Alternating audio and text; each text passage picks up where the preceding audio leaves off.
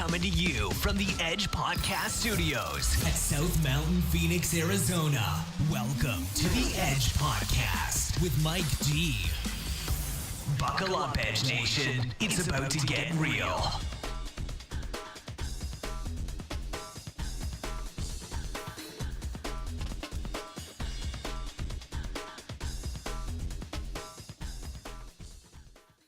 This is the Edge Podcast with Mike G. That's me. And I have a special guest in studio today. His name is Don Gritten. Don, how are you, man? I'm very good. How are you? I'm doing great, man. Welcome to the podcast. You like the coffee? I love it. My first time having bulletproof coffee, and it is amazing. It's a blast, right? So I made some coffee right before we got started. And I said, hey, man, you want a cup? And he said, yeah. And then I taught him how to make it, so you can do this at home. Oh, I will. Yeah, I will. I'm all about sharing. Yeah, and I love that. I love that. So it's great to meet you, man. So Don is a business consulting expert. And to be honest with you guys, we just sat here for 10 minutes, and that title really doesn't do him any justice. I mean, he's so much more than that. There's a lot of information you're going to get today. Please grab a pen, get out a notepad, and take notes. And, go back and rewatch part of the podcast, because I promise you, you're going to come away with something that's going to matter to you directly. Okay. So let's get started, Don. Tell us a little bit about yourself, what it is you do, and then let's dig into the really meaty stuff. Well, perfect. Thank you so much. I'm a 13-year recovering accountant. Apparently it's a 12-step program. I have no idea what step I'm on. And there's constant relapse. So I'm just dealing with it daily. I have a background in accounting. I currently am in partnership with my business partner, Chris Amato, with Triton Business Advisory Firm.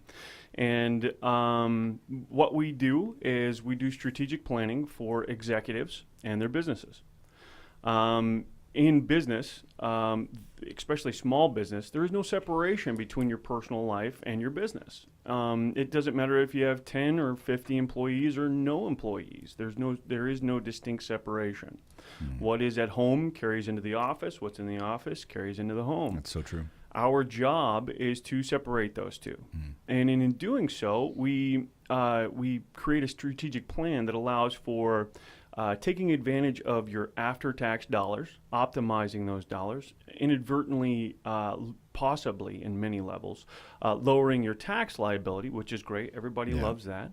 Creating bubbles around all of your assets that you've earned. Nothing stinks worse than working 20 years to develop the wealth that you have, your assets, your home, your vehicles, savings accounts, and so on, and one car accident remove that from you. Oh God, yeah. Right. So we create bubbles around everything, which is huge amounts of asset protection. We create an estate plan around them, so that way there is that distinct difference. As before we talked on prior to going live here, as we talked about the cash flow quadrant. Yep.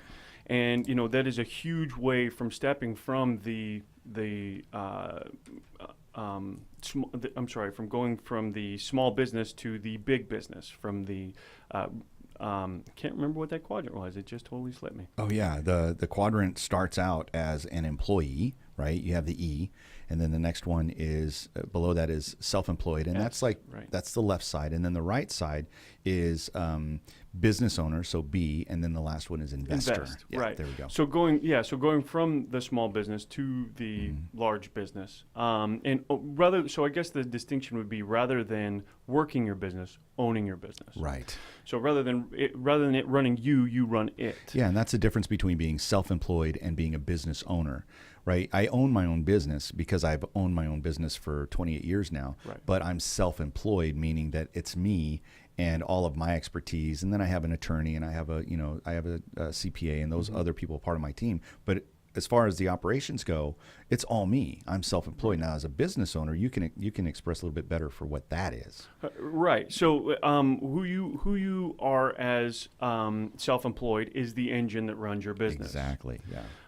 When you own and run your own business, you are the driver. You're looking through the front windshield while other individuals are acting as the engine to drive your business forward, and you're keeping your eye on your gauges, making sure that you have enough fuel in your tank, making sure that you're driving the speed limit, making sure that if any dash lights do come on, warning signals, you're catching them before they become a problem. When you're the engine in the business, it's very difficult to see the forest for the trees. So you're not looking at your gauges necessarily. You're just, how do I generate the next dollar so that way I can survive? Yeah. And that's really the distinction that we actually offer for our clients. It's a very different world. Yeah, and I like the analogy. I love the analogy of being the driver as opposed to the engine. And just, in passing, I want to give credit where credit is due, because the cash flow quadrant was developed and designed by Robert Kiyosaki and his team. So, and Sharon Lecter and others. So I want to make sure I say that. Yeah, thank you for that. Yeah, the amazing book. If you haven't read it, it's a good one to pick up. It's Really phenomenal. Super quick read. You'll be done within about 2 hours. Yeah. It will define quite a bit, especially if you're in a small business corner. Yeah, definitely. So great. So good. So next. Right? Take a deep breath. Right. Because here it comes. Yeah. So, and really, how do you, I guess where we'll go is just how do you take that step? How do you go from being a small business owner or self-employed, to a big business, someone that has not just has employees, but is running their business, owning their business, not running their business, or having their business run them. Right. And so, and really, what are the steps that you can take? Well, it takes a little bit of forward thinking, which is really difficult. In many cases, a lot of businesses are not running a budget. And we're going to talk very, very lay here, just because there's a lot of business fundamentals that they were like, I know I need to do that, or I'll get to it, but it's not a something that's in action. Or, my accountant handles that. I have someone who, I spend my money, they log it into QuickBooks. I get a pretty cool report at the end of the month or the end of the year, and great. And it's used for taxes. Really understanding those documents really helps drive your business forward. Because really, if you look at it, you're balancing your checkbook is we'll go back to driving the vehicle, is driving your vehicle forward, looking in the rearview mirror. Right? Because everything's historical. Yeah, that's right. So, you spend $1 at a convenience store to buy whatever, and that happened 15 days ago. You're going to get a report at the end of the month that says you spent $1 at the convenience store. Congratulations, it's been categorized. Yeah. That's no way to run your business. When you're talking to your clients, you can take historical data and use it for moving forward with your clients or whoever whatever your occupation is. But if you're not grabbing onto that data and utilizing it on an ongoing basis, call it cash flow forecast. You know that you have a minimum of X amount of customers in your pipeline. And you know that you stay consistent with that same amount of customers. Let's just call it 10. Okay. 10 customers in your pipeline, say a month. And you know that you're going to close about 25% of them. Well, let's make it 30, so that we have three clients. It's hard to cut a client in half. Yeah, it was a little gruesome. That's kind of gross. So let's just say the close ratio is 30%, and so you have 3 clients a month. Well, you know that's what you can do. So, and you can validate this by looking backwards through your records. Well, then let's project that moving forward. You can rest at ease knowing that consistently you're bringing in 10 potential clients and you're closing 30% of them, which is 3 clients. Well, now you know what the average ticket is. You know the average amount of clients you have. If you have more, great. We'll call it a surplus. But you know the minimum. So driving forward, you know that over the next 3 months, you're going to have 9 new clients, which are going to generate X amount of revenue for you. And then everyone after that is going to be your profits. And so now you can convert those profits and use those profits, or what we call after-tax value, and using your after-tax value, which is your profits, to generate your business however you need to. What is that? Hiring admin. Maybe it's outsourcing. Right. A big thing a few years ago was outsourcing your personal assistant, going virtual with that. There are some pros and cons to everything. You got to see what in your business provides that balance. It didn't work for me. I need someone that is not only going to be in my office, but also hold me accountable. Hold me accountable on my schedule, getting out emails and so on. And if someone's virtual, that's a little difficult. So vital, yeah. But however, for other people, it may work. They're a little bit more rigid than I am. I love to educate and I love to talk, and a lot of my my business meetings go into just like we're having here, a great roundtable discussion about what we're up to, what's going on, and that pushes over my schedule. Without my assistant there to say, "Hey, look, button this thing up. You're going to be late," I would be late all the time. So, anyways, yeah. So, I mean, really looking at how to drive your business forward. That's really it. And another thing you really got to look at are the markets. Now, you can drive yourself nuts looking at the markets. If you look at anything on Fox News, CNN, anything like that, I mean, it's no wonder pharmaceutical companies are making the margins they are. I mean, the amount of depressing stuff that's out there, and no value, no volume, nothing to grab onto that allows me as a consumer, as the average citizen, to do something about it. It's basically when you watch these big, whether it be the Fox Newses or the CNNs of the world, all of it is negative, and there's nothing that says this is what you need to do, except for vote for this next guy, which so true, which doesn't help anyone, right? No, it doesn't. And just to jump in there, the other thing is that they're driven by a certain cost, or what's the word I'm looking for? They're actually driven by their advertisers, right? Telling them that this is the kind of content that we want. And very rarely, like you said, very rarely, they can tell us what's wrong, but can they give us solutions? And that's not what they're there for. They're there for to report the news. Right. And it's news that they've spun, that they've created for their own, shareholders. I mean, that's really what it comes down to. Right. And then they have a political opinion, and we should be capitalist versus socialist, and depends on which news station you're watching, you're going to get somebody that's just over the top, crazy. Whoa. Where'd that come from? That's awesome. That woke me up. Those were the demons from the network television. They're like, don't do that. That's hilarious. No, but and I agree with you 100%. Absolutely. And it's built on sensationalism. Negative news travels much faster than positive. If I give a great customer service experience, I'm lucky if that individual tells 2 to 3 people. Yeah. But if something isn't delivered upon, and tell me you've had a crappy cup of coffee at or crappy service at any restaurant or anything, and it spreads like wildfire. 10 people will know about it tomorrow. It's on Yelp. It's on my social media, right? Yeah, Yelp is that's the place to go if you want to tell somebody that you got shitty service. Exactly. And you can name that person. So and so didn't take care of us. Right, exactly. And I actually use that if I'm going somewhere. Yeah, well, we all Why do, wouldn't right? you? Especially if you're looking for something new. Well, you want a good experience. Totally, and that's what I call voting with your dollars. Yes. So now you go into a restaurant and it says good service. Well, then I'm going to take my hard-earned money to this facility, wherever it is, and I'm going to expect my good service. If not, then my dollars are voting, and they're not going to go there again. That's right. So taking it back to the kind of like the political side of things when it comes to the big networks, is the only thing they will say is vote for someone. Yeah. Well, as far as I'm concerned, there's 2 cheeks on the same ass. I mean, there's right, and there's nothing but dirty that comes out of the middle. That's so perfect. I'm sorry. That's perfect. So, no, dude, you're right. Exactly it. And that's what the Edge is about. So yeah, you're definitely dealing with you're getting a handshake from one, you're getting a handshake from the other. It's the same person. Right.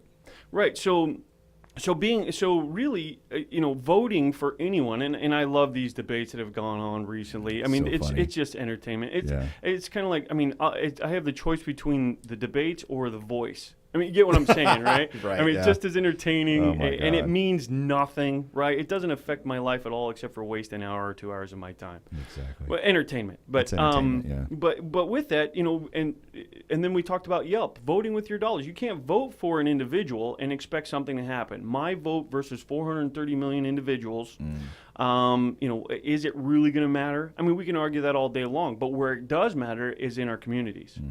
So Yelp as an example of social media that says, hey, this place is phenomenal. They give you the best service ever, whatever that looks like. You go there, you enjoy it, and you spread the word. Yeah. That's voting with your dollars. Keeping that what happens with the global economics and the global economy can be hedged by making sure that your individual economy, your neighborhood, is well taken care of, and you do that by utilizing your dollars. I love that. So I'm one of those people that I try out new places all the time. I'm a foodie.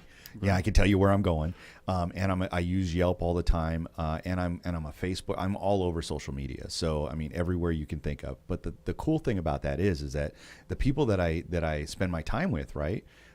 When they're looking at, hey, where did you go and what'd you do? They really are getting the cleanest version of, I like this place or I didn't, and voting with your dollars is powerful. Now, here's what's cool. I like to frequent businesses that I haven't frequented before, such as, like, I was just at a local Mexican llanteria, right? Went over there and got my tire fixed, $10, man. And the guy was so sweet and so good, and there was no Yelp presence for him. But I threw it up on Facebook, and people were like, hey, that's cool. And I'm like, get involved in local business. These people are out there working hard, Absolutely. So they are the economic engine. Mm-hmm. They're the one that keeps it here. Oh, you give your money to Walmart, it goes to some giant corporation headquarters in another state. That's right. Here in the great state of Arizona, you support an entrepreneur like that, all of that money stays here. Mm-hmm. I mean, except for maybe what they spend on parts, but that's a fraction of the income that business receives that goes out to parts or whatever that they need to make sure that you're serviced. A vast majority of it stays right here, and that's what we need. That's what we need. I love that. And there are some big businesses out there that drive the local economy. They do drive the local economy. One of them is Amazon. So we have a big, huge Amazon fulfillment center here in Phoenix, and many jobs, lots of jobs, delivering whatever it is that you want. Now they're coming out with this new, the drone delivery system. Hey, blue skies in Arizona. It's perfect for drone drops. Sometimes high winds, but they know when they can do it and when they can't. And that's rare, though. I mean, that's only in the summer months, and even then, you know what I mean? Yeah, it's awesome. I would be excited about that. I mean, that'd be great. Get a little ring on your door, and then all of a sudden this little package comes down like a stork dropping a baby. That's awesome. That's great. That's awesome. You get a text when it gets into your area, and then it drops it off. And it's expensive. It's a little bit more to get it delivered right then and there, but how cool is that? It's got a wow factor, and that's just cool. That's just cool. I love it, man. That's awesome. That's Amazon. Well, and they are fantastic too. They're really, really good. So when we break it down, and we really look at we've covered voting with your dollars. Once you understand that, now all you have to do is just build your business to support that economy. Here's the business. Okay, let's just level. Yeah. Business is simple. Yeah. Okay. It's incredibly simple. Yeah. It's two things, and that's it. You can read every book on the planet. You can attend every seminar on the planet. You and I have attended a great organization ourselves that we mutually share. We have massive amounts of networks. You can see every guru on the planet, and it's two things: leverage and opportunity. That is it. I love it. And when you keep it that simple, when you bring it down to the most elegant two words, it is that simple. You have an opportunity and you leverage it. If you know how to change a tire, you're leveraging changing that tire. If you know something that's great inside of a marketplace that nobody else knows about, or something taking advantage maybe of a new technology that isn't known to the masses, leverage that. Wow. And it's everything. If you're a dog groomer, leverage it. I don't want to wash my dog. This thing is 2.5 pounds.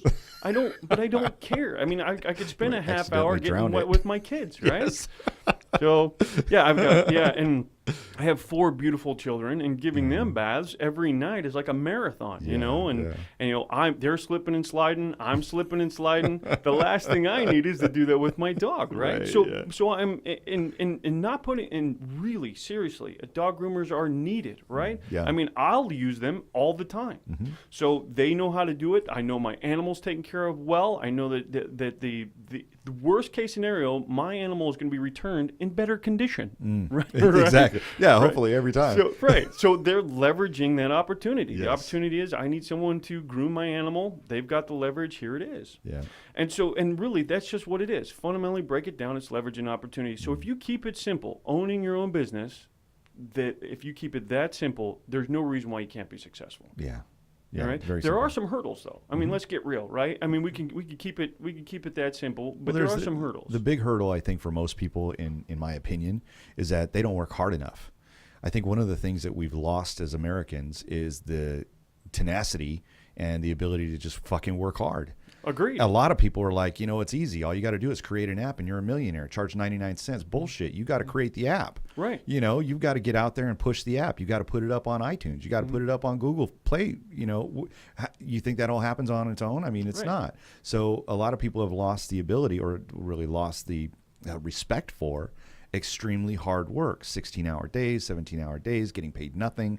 I mean, sometimes you just got to put in the work. Absolutely. A 40-hour work week is a part-time job. Give me a break. So, right. I mean, really, there was a great meme on, I don't know, Facebook or something, and it said, it was, I don't know, it was Don Draper from, he's got a martini in his hand. He's like, I remember my first part-time job. Anyway, so, yeah, I mean, it is hard work. All the greats, I mean, if you look at sports, if you look at any of the actors and actresses on the planet, they didn't get stuck by the plague called American Idol. Right. I mean, very, very few individuals. I mean, what are we in the 10th season or something like that, American Idol? And they've made 10 superstars.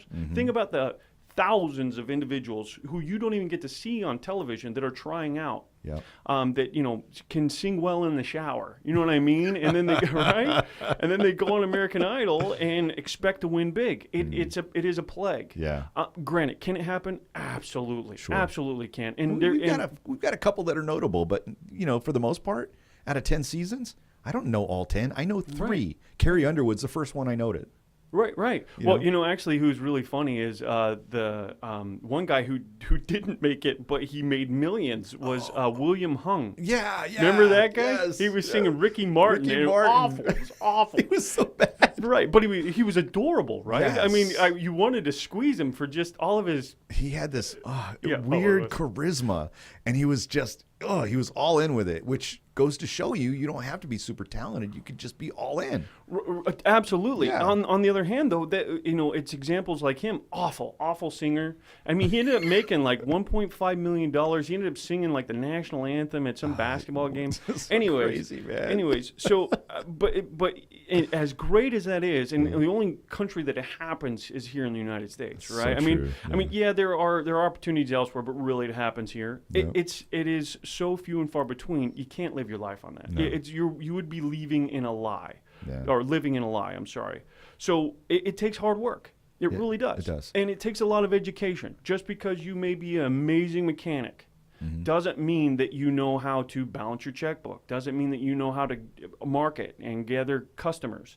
It doesn't mean that you have the best customer service presence. Really giving having customer service is the key to the engine driving forward. There's a back-end support that's necessary, especially if you're growing your business at a clip. I mean, if you're really working hard and you've got, 3,000, clients in your database, chances are some of them are going to want to call in and say they have a complaint or they have an issue. You got to have that back-end support. Absolutely. And most people don't even know that. They're like, I don't know what to do now. Right. Yeah, they're like a set it and forget it type of a... Right, yeah. You have to know all the ins and outs. Become the master, right? That's it, yeah. And really being the master of your trade, that takes time. So even masters started out as nobodies, right? They started out as amateurs, yes. right? But really pushing, and that's why putting in all of the work. That's why putting in those man hours, doing the reading, doing the research. Absolutely. Make sure you're the best of the best in what you do, offering an excellent customer service experience. Understanding that it's so necessary to actually have put in the hours, right? Great book, Malcolm Gladwell, Outliers. That is a fantastic book. If you haven't read that book yet, get it. I'm telling you, it's amazing. He touches on so many different what we would call like those people that come out of nowhere, right? And they're automatically successful and they're amazing. Bill Gates is one of them, and he highlights a bunch of them. But it really tells a story that most of these guys, they put in 10,000 hours of work before they actually hit it. Oh, absolutely. It's incredible. And they still grind. Yeah. I mean, if you look at Bill Gates' personal schedule, and he's a multi-billionaire. I heard a story once, I don't know how true it is, but they said that if there was a $100 bill on the ground and Bill Gates were to bend over and pick it up, he would lose money. And so if you really, right? So if you really, That's awesome. So if you really look at, right? Yeah. So if you really look at, his value and how much he's worth, and then you take a look at his work ethic and what he's doing. He's got great organizations, great charitable organizations, and his family as a whole, him and his wife are amazing. They get up. I mean, if you look at the regiments, they're up at 4:30 every morning. That's right. And they're exercising. They're doing what they take care of themselves first, and then they take care of the world. And I know that that's a stretch taking care of the world, but you get what I'm saying. They're out there. They are out there, right? Oh, yeah. I mean, a PC's in every home, right? I mean, if you were in a crowd of 1,000 and you said, "Hey, who's got a PC?" Everybody raise their hand. How many? That's right, what I would ask. Exactly. Yeah. And then and then you got those that have Apple, and then you see their attitude. And I've got one right there. I've got a Mac right here. Oh, I love them. Once you go Mac, you never go back. That's you know not what true. I mean? That's not true. I like the Mac, but I mean, I use that for movie studio and things like that. Right. But it's a great product. Right. And by the way, I've got a Mac and I've got a iPad, and I mean, I've got a standalone computer, which is my server, and then I also have two other.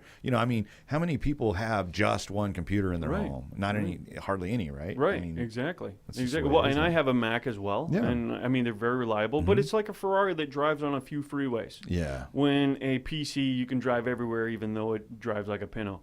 So, I love it. Thank you. So anyways, so they have had a magnificent impact on the planet, right? And even though they've made it, right, we can chalk it up. They're multi-billionaires. I mean, we'll put that in perspective in a few minutes, but they're multi-billionaires, and yet their work ethic is second to none. Yeah. You don't become the Michael Jordan of anything without a work ethic, without pounding the pavement, working hard. Some of us get lucky. We really do. But for most of us, it's a grind. Yeah. But it's worth it. It is. It's so absolutely worth worth it. So worth it. So one of the things that I'm in that same boat, right? I'm the guy that gets up at 4:45 every morning, right? I do Lyft driving, so I drive Lyft to supplement my income, and I'm no big deal. I'm just a guy that got a microphone and decided he wanted to make a difference in the world, and then I also have to pay the bills, right? So I'm up in the morning at 4:45 getting the grind.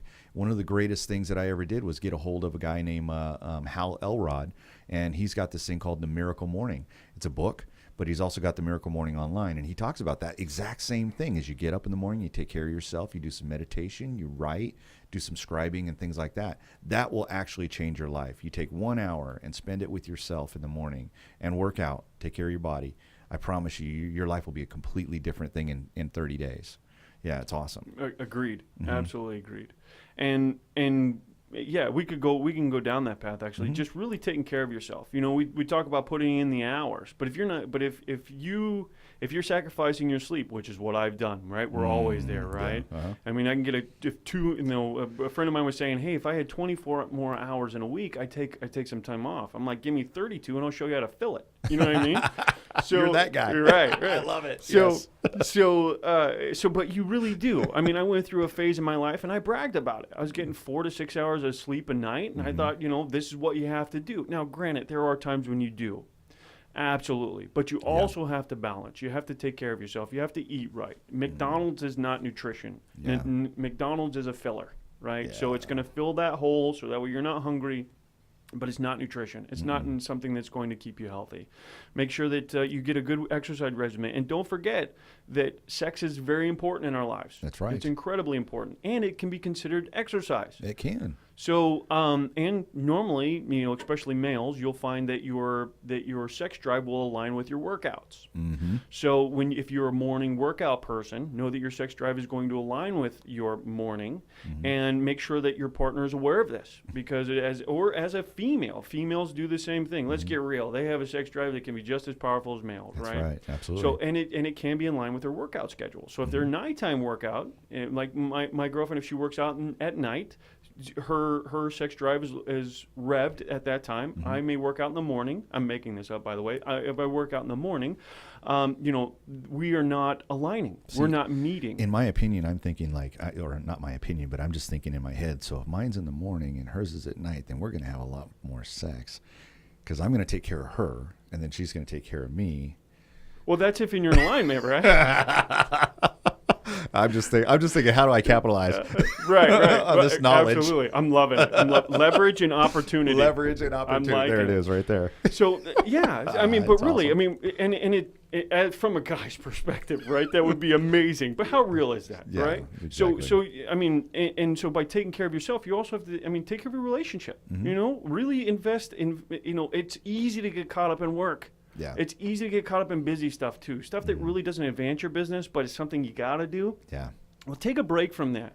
And give your wife, give your sweetie a hug. You know, spend a little bit of time. Shut the television off. Get connected. Get rid of your TV. That's taking care of you, because if your significant other, your partner, is not in alignment with what you have going on, then it's not the fulfillment's not there, and then many times you can bury yourself in your work. Many times, you know, because that is going south, the human being looks to other places to be satisfied, and that could be, well, I give great customer service, my customers love me. Yeah. Why aren't we in good shape? You got to take care of it. You got yeah. to.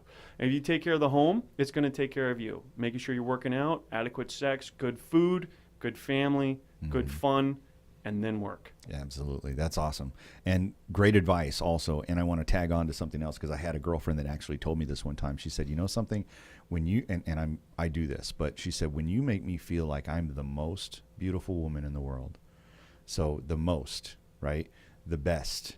Like, she's my best. She's the most to me. She's like, I fall in love with you every time you do that. That's beautiful. Guys, there you go. That was free. Awesome. That was free.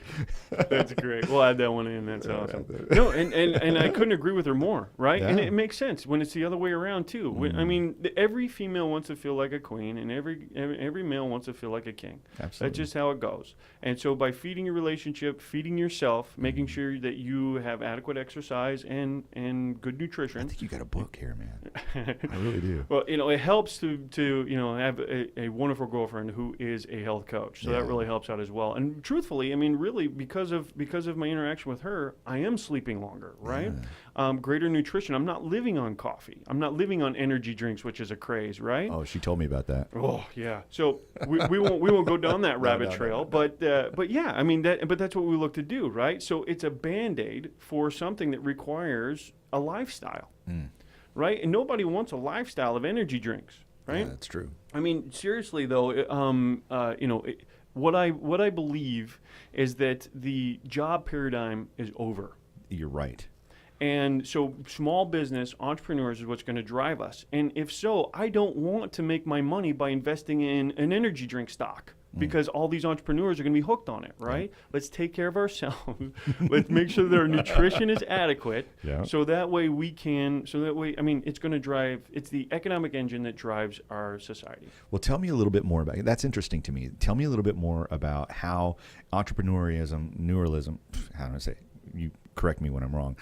Entrepreneurs is changing the landscape, right? And W-2 employees are, you know, I can see it going by the wayside, just because, you know, there's a lot less value to be had when someone can hide out in a big corporation, not do too much, you know, do enough to stay, you know, employed, but not doing very much above that. And then you have the rock stars that are getting paid the same amount or less.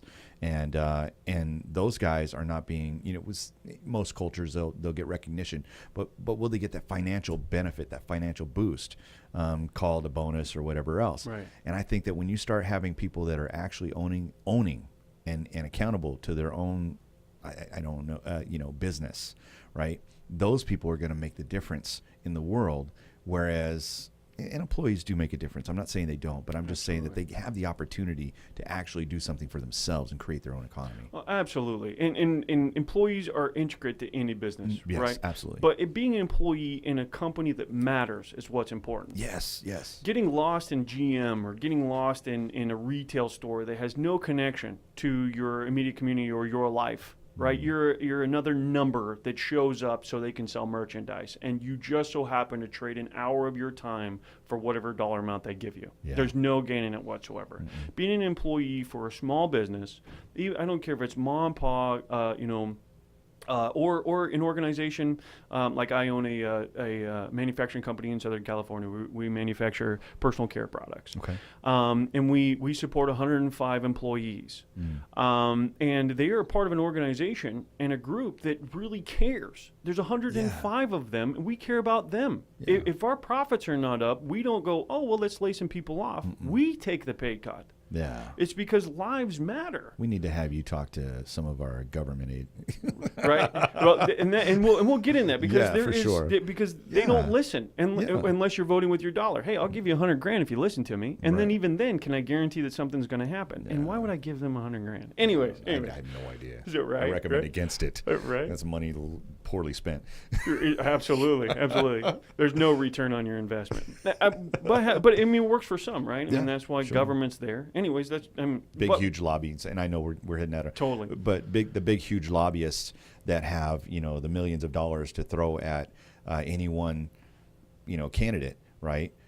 Is the problem. I mean, if we were to just really break it down, that is the problem. The problem is that you and I, as business owners, and I don't have $10 million to throw at anybody, right? But I have a voice and I have a podcast. I mean, I can make a difference there. Well, that's huge. That's huge. I mean, you went from going to the coffee shop and griping to a couple of friends and doing something about it. Yeah. And being in the great times that we've never had it so good. And you sitting inside this amazing studio that you built from scratch, talking to amazing random people is causing a shift. Man, and because of you, there is a shift. Yeah. And it's a simple guy just doing something. And that's what being an entrepreneur is. Thank you. That being said, as owning your own business, there's a lot of responsibilities that come with it. But there is a lot of security in it. The only person who can fire me is me. I love that. Right? Yes. I mean, and trust me, I'm a jerk sometimes, right? So I'd be like, I have to talk to myself in the mirror, be like, all right, look, today was a bad day. I'm going to write you up. But anyways, yeah, I mean, really, right? Sometimes you just got to write yourself up. It's just settling with yourself. Let's be honest. Yeah. No, exactly. but on the other side, though, I mean, but I mean, that's only half truth, right? I mean, so let's say I have job security. However, who are my bosses? My bosses are my customers. That's right. So if I'm not servicing my customer, then I lose my job. But at the same time, the amount of customers that I service determines how much income I have, or the quality of the customers that I service determines how much income I have, profits and jobs that are available. We hire contractors. We utilize individuals who own their own companies. It's a lot less expensive for our business to hire a CPA and a couple of attorneys at their billable hourly rate than keep them on staff. Right. Yes. So we have a few attorneys that are up in the $600 and $700 an hour range, and that's pretty high, right? That's pretty high. But I'm only hiring them for 2 to 3 hours per job rather than keeping them on full time at 40 hours a week. So so we are taking advantage of that, and that's a great thing for them too. They're not stuck with us. So if we're not busy, I'm not spending the money. If we're busy, we're spending the money. It's great. The only boss that you really do have is your customers. Yeah. So your customers they'll fire you just as quick as they hired you. So it keeps you on your toes. There's no relaxing when it comes to that. However, I don't want it to be all work and no play. That's right. Because when you do play, you get to play on a different level. You don't have to ask for permission to take time off. There are days where I'm just like, you know what? My schedule isn't full. I can reschedule 2 appointments, put them off till tomorrow. It doesn't make tomorrow too busy. And I'll take my beautiful girlfriend and we'll escape to northern Arizona. I don't know if you're not in Arizona. Arizona is not all desert. Yeah. So northern Arizona, we've got tall pines and beautiful, You're giving beautiful away weather. the secret, man. I know. This is a well-kept secret. We've been trying to hide this out for the longest time. You're right, though. It's beautiful. It is, right, yeah. And we go up there, and sometimes it's just a day hike. Sometimes it's lounging. There's a great place called Christopher Creek where it doesn't get cell phone reception. I love that place. Well, it may for some cell phone providers, but for me it doesn't, which is a blessing. So I could sit there in complete and total ignorance on what's happening with that day and enjoy, nice drinks and sit out on a patio with a babbling creek behind me. It's just awesome. amazing. Yeah. I watched the Cardinals game on Sunday there. It was great. That was great. 48 to. But it was the Bears. Awesome. All right, Bears fans, you heard it. It's the Bears. The Bears. It's the Bears. Yeah. So yeah. So, but it was gorgeous. So, but I get to do those things, right? That's awesome. And unlike an employee, you have to. I mean, just living for Friday, right? It's living for the weekend. And sometimes you can't live for the weekend. Sometimes people do have 6 day a week work schedules, right? But you do get that luxury. It's few and far between, but when you get it, it's gold. You appreciate it, right? I have 4 children. I have a 12-year-old, an 8-year-old, a 5-year-old, and a 2-year-old. And they any spare time that I have, I spend with them. Now, I love them to bits, but we all need our own personal time, right? Sure do. So when I can escape for those few hours or that day, and get back before they get out of school, or before my responsibilities have to kick back in, it's a vacation they don't even know about, right? It's something I get to enjoy. It's very selfish, but it's amazing. Anyways, as an entrepreneur, you can do that, and you can't do it right away. You got to put in the hours. Yep. I'm committed to doing a vacation a month now. Now, for 12 years, I haven't done that. I mean, I've worked birthdays, I've worked holidays, I've worked nights, I've worked weekends, I can't tell you how many times we worked till 2, 3 in the morning to get the job done. It's regular time for me. Right. Yeah. The struggle is real. But you put in enough time and you set yourself up appropriately, you can take those vacations. Absolutely. Now, with that being said, let's get back to work. Yeah. And getting back to work, your personal network, who you're with, who your friends, your family, your coworkers, they're there to support you whether they know it or not. They have something to offer you that you may not even know about. All you have to do is have those conversations. They're simple. Hey, look, I'm looking to start in this business. I'm going to go into whatever it is, right? I'm going to be an insurance agent because, believe it or not, an insurance agents, they work for themselves. That's true. Just sell products of big corporations. And they eat what they kill. If they don't kill, they don't eat. That's so true, they need that auto and home policy that they're offering you. That's putting food on their table, right? And it's minor, so they have to service quite a few in order to get that pay. That being said, if they're asking you, hey, would you like to quote my insurances? It's because that's how they get fed. Yeah. On the other side of it, though, is as an entrepreneur, if you're just saying, hey, Mom, I do insurance now. Come on over to the dark side of the force. Mommy, she loves you, but you say, hey, Tiger, calm down. You just got in the business, right? Yeah. So, and those are great resources, right? But those are the lowest hanging fruit. No disrespect to any family members or mom. Right. But those are easy, right? Because they're family, and if they say no, you can argue with them and maybe still get them to come on. Or no love lost. You just miss a Sunday morning breakfast or something. Right. Anyways, but really get into there. When you're looking for an insurance agent, we'll pick on those. When you're looking for someone to change your tire, for crying out loud, what are you looking for? Yeah. What are you looking for? I mean, and most of the time, especially when it comes to like tires, and I've worked with over 700 companies nationwide, so I've got a lot of experience in a lot of companies. What people are sick and tired of is if I go to one tire company, it's $600 for one tire, and I go to another, it's $400. Yeah. What's the price? What? Yeah. Why is it so crazy? Yeah. And so is someone who does change tires, and I'm not putting it down. It's it's vital service, keeps cars on the road, right? Sure, yeah. It's very important to me. I just would rather spend $400 than $600 for the same tires. So why is it more? Well, these are questions that you need to ask to get the answers you need to be the best that you can be in your industry. Now, with that being said, it doesn't count for very long if you stay self-employed forever. That's right. There's no value in the business if you go away.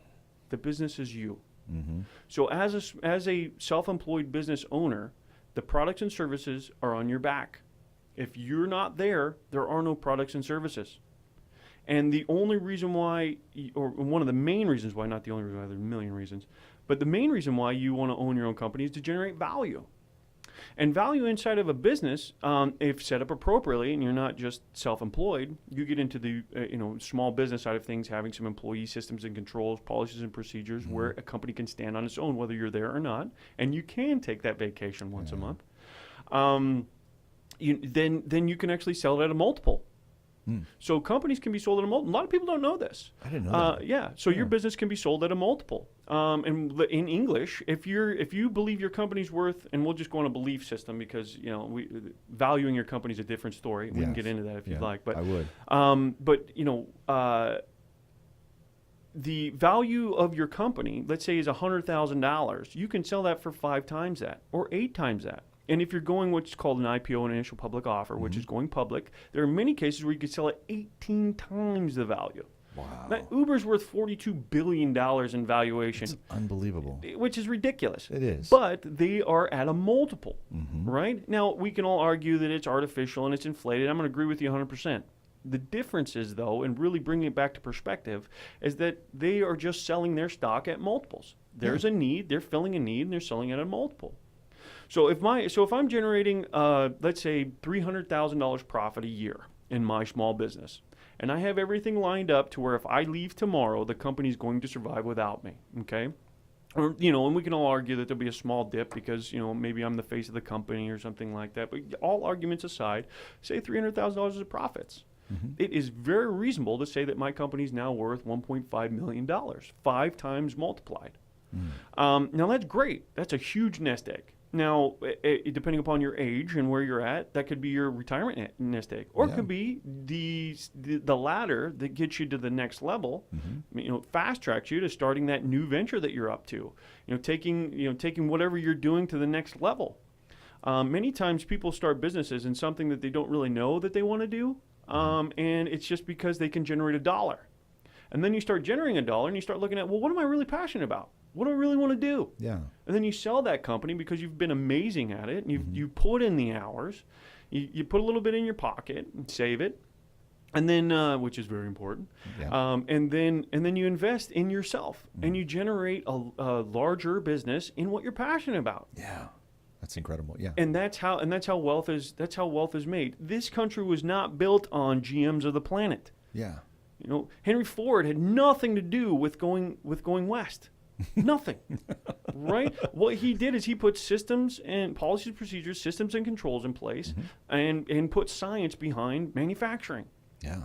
So welcome to the Industrial Revolution. High five. Yeah. I mean, he was amazing. I'm not putting him down. He's great. He's one of my idols. I love really him do. too. Love him. And now a lot of those systems that are still in place, but they're mechanized and they're like all of that. It just because we hit technology, we hit that technology boom, and so those systems still are in use today with technology backing them up. It's incredible. Yeah. And by the way, you might be one of those people who starts out with a simple idea, just like Ford did. Right, and how to create a line, and next thing you know, technology comes along and automates your systems. Yeah, all he did was just constant improvement. That's it. Constant improvement. Yeah. He didn't sleep when it came to improvement. Everything. He was the one who actually discovered a 40-hour work week. He figured that people can work 40. They optimize individuals and their productivity as 40 hours a week. That balances their personal life with their children, their families, and so on, making sure that they can handle the things at home, paying bills, fixing the house, whatever they can. 40 hours a work week was discovered by him. And all that was in to optimize. If you're working someone 60 hours a week on an assembly line, I mean, those that work in assembly line, you know how tedious it can be. Being there for 10 hours a day, 6 days a week, I mean, heaven forbid you fall asleep and your face goes underneath something and, now you don't look the same. Now you got a GM stamp on your face. Right, maybe they could pay you for the advertising, For the rest of your life. Leverage opportunity. Leverage opportunity. I love it. So yeah. Well, and we'll go back. So let's just go back. I mean, when the United States as a whole was pushing westward, it wasn't the big corporations of the planet. I mean, maybe the largest corporation that was involved was the transportation companies, the railroads that were moving out west. But for the most part, I mean, you can say miners moved out. That's great. But who made the money that the miners found? Oh, yeah. The merchants. It was the entrepreneurs that went out there. It was those owners.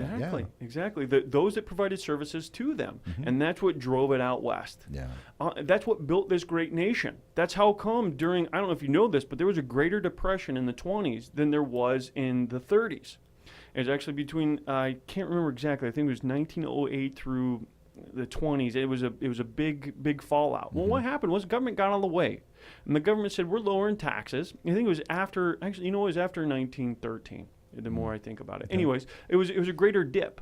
And the reason why we didn't see much of it, and they called it the Roaring '20s, remember? Yeah, oh yeah. So the reason why there was a greater dip is because, or there wasn't such a dip as there was in the '30s. The government got out of the way, and they said, "Look, we'll just lower taxes and let the entrepreneurs handle it." Yeah. In essence, right? So they put the power in the shop owners, in the entrepreneurs, in the merchants that were around, and there wasn't much of a dip. In the 30s, we were in the 30s on into the 40s. I don't know if you're aware of this, but our as income tax is concerned, it didn't come around until 1913. In 1942 through 1945, we had 92% tax brackets on the high end, which is where Reagan came from. So Reagan, he was in Hollywood around that time, and he's like, holy crap, they're taking, I get 8 cents out of every dollar I earn in this tax bracket. And so when he came into power in the 80s, he lowered taxes. And he did other things as well, but he lowered taxes. Anyways, so really, really high tax bracket. Yeah. So in the 20s, it was quite low. It started out between 2 and 5%, and then gradually got higher from there once they found that they could exploit that power. But that being said, nobody knows about that. And the reason why is because we weren't all stuck in GM. Like within the last 6 months, we've seen a huge oil bubble pop. Oil's dropped, right? And as consumers, we get to take advantage of it. But what everybody doesn't see, because it just, when we're talking large numbers, within 3 weeks of that bubble popping, KBR, one of the largest oil manufacturer or oil producers in America, laid off 50,000 individuals. Then they folded, though. Did they not fold? KBR is one of those too big to fold. Yeah, okay, gotcha. Okay. But others did, right? Yeah, and they got gobbled up. So the smaller ones got gobbled up by the larger ones, right? Yeah, it's tough right now in Texas.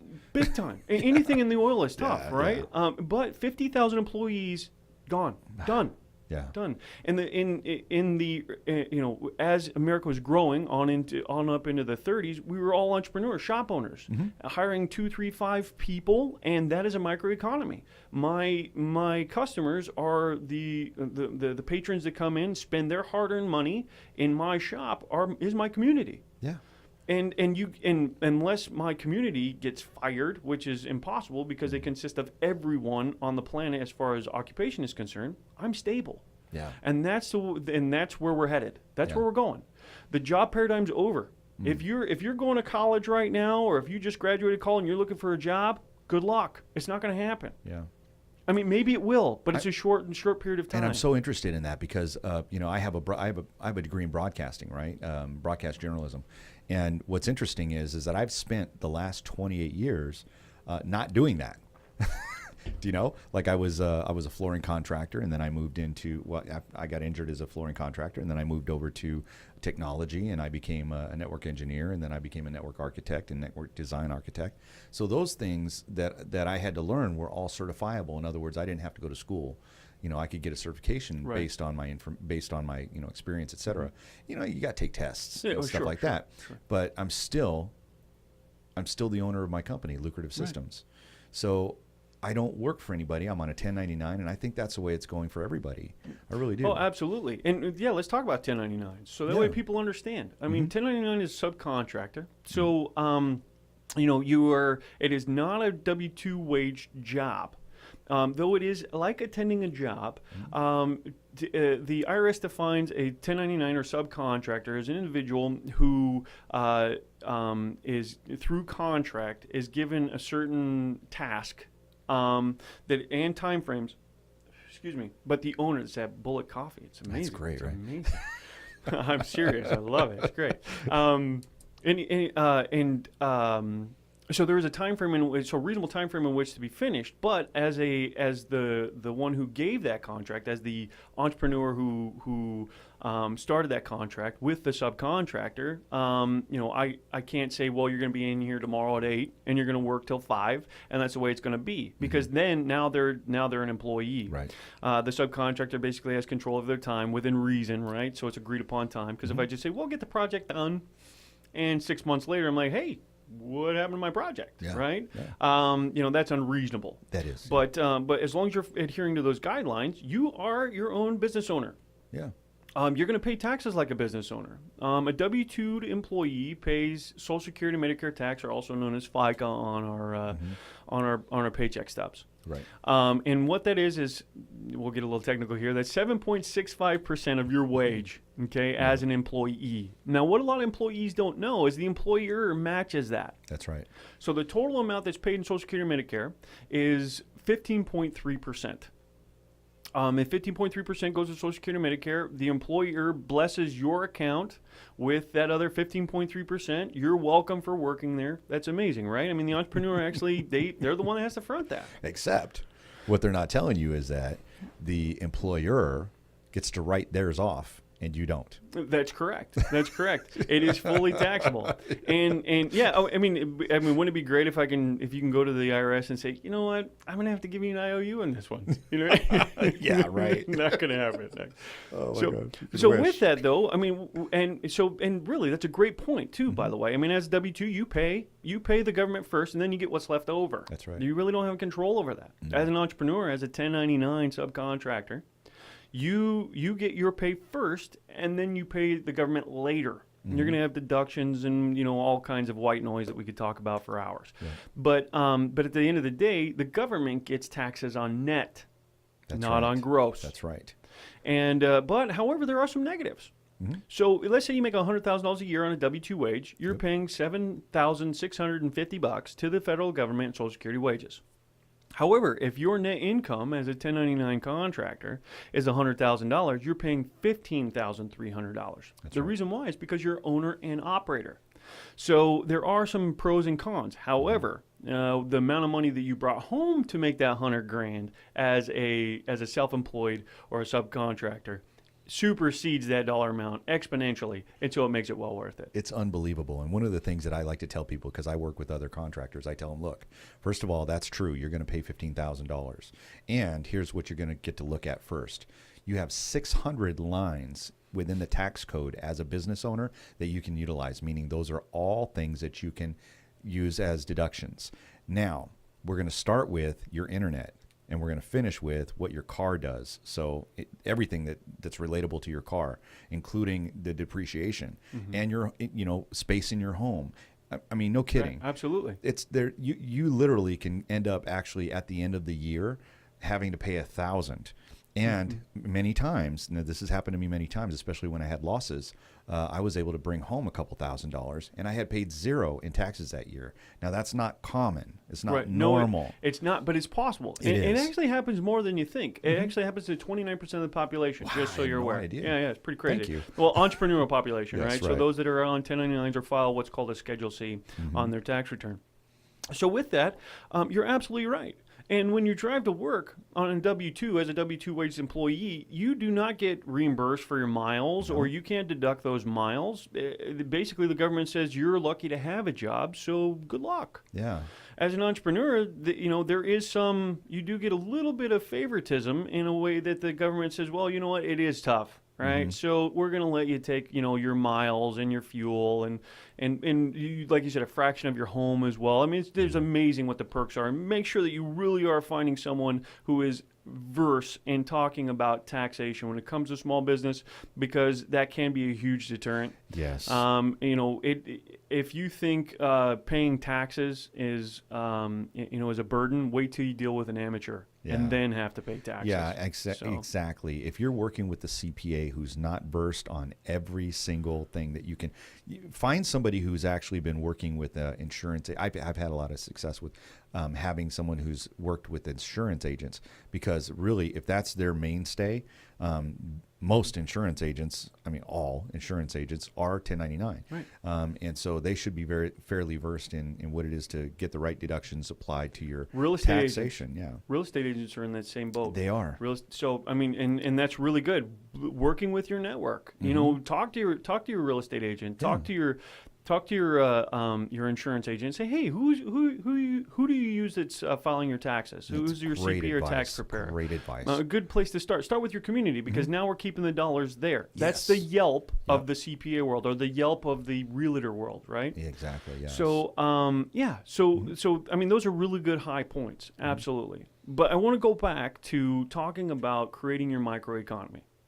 because having that microeconomy is going to make you bulletproof in any down recession. And just so you know, this is not doomsday talk. This is numbers. Math does not lie. Unlike a paragraph, you can hide commas and periods to make a paragraph say something different, correct? Right, exactly. With numbers, they don't lie. Yeah. It doesn't matter. At the end of the day, number 1 + 1 always equals 2. I don't care what Common Core says. So and this is the point where I'm going to tell you, really get your pen out, get out a pad and paper, and let's get to work, because this is really the good stuff. Yeah, thank you. And yes, this is where it really impacts all of us. This is where we get to vote with our dollars. This is where we get to generate wealth for our families and create a legacy for ourselves. Absolutely. The amount of debt that the government has is unseen on any level in the history of the planet. And so often in the big networks, Fox News, CNN, the ones that we picked on before, they use numbers like billions and trillions as if they're quarters and pennies. There is no connection to how large those numbers are.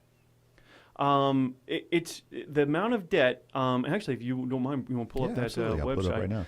At truthandaccounting.org is they're a nonprofit organization, and what they do is they tally our national debt. It's not airy-fairy. This isn't someone in their basement with an aluminum foil hat and a CB radio, saying the end is near. Stop describing me. Whoops. And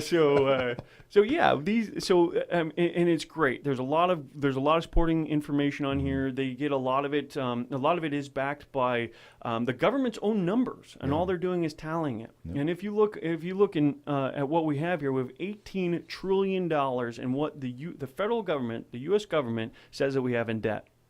But that's not accounting for state and local municipalities, and our nation's territories. Hold on, it's about to roll. It just did. 18 trillion 66 billion. It just rolled. And it's disgusting, right? Yes, that's it's disgusting.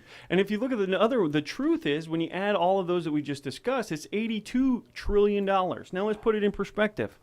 I mean, we had a conversation. I just had my heart skip a beat. Jesus, that's a lot of money.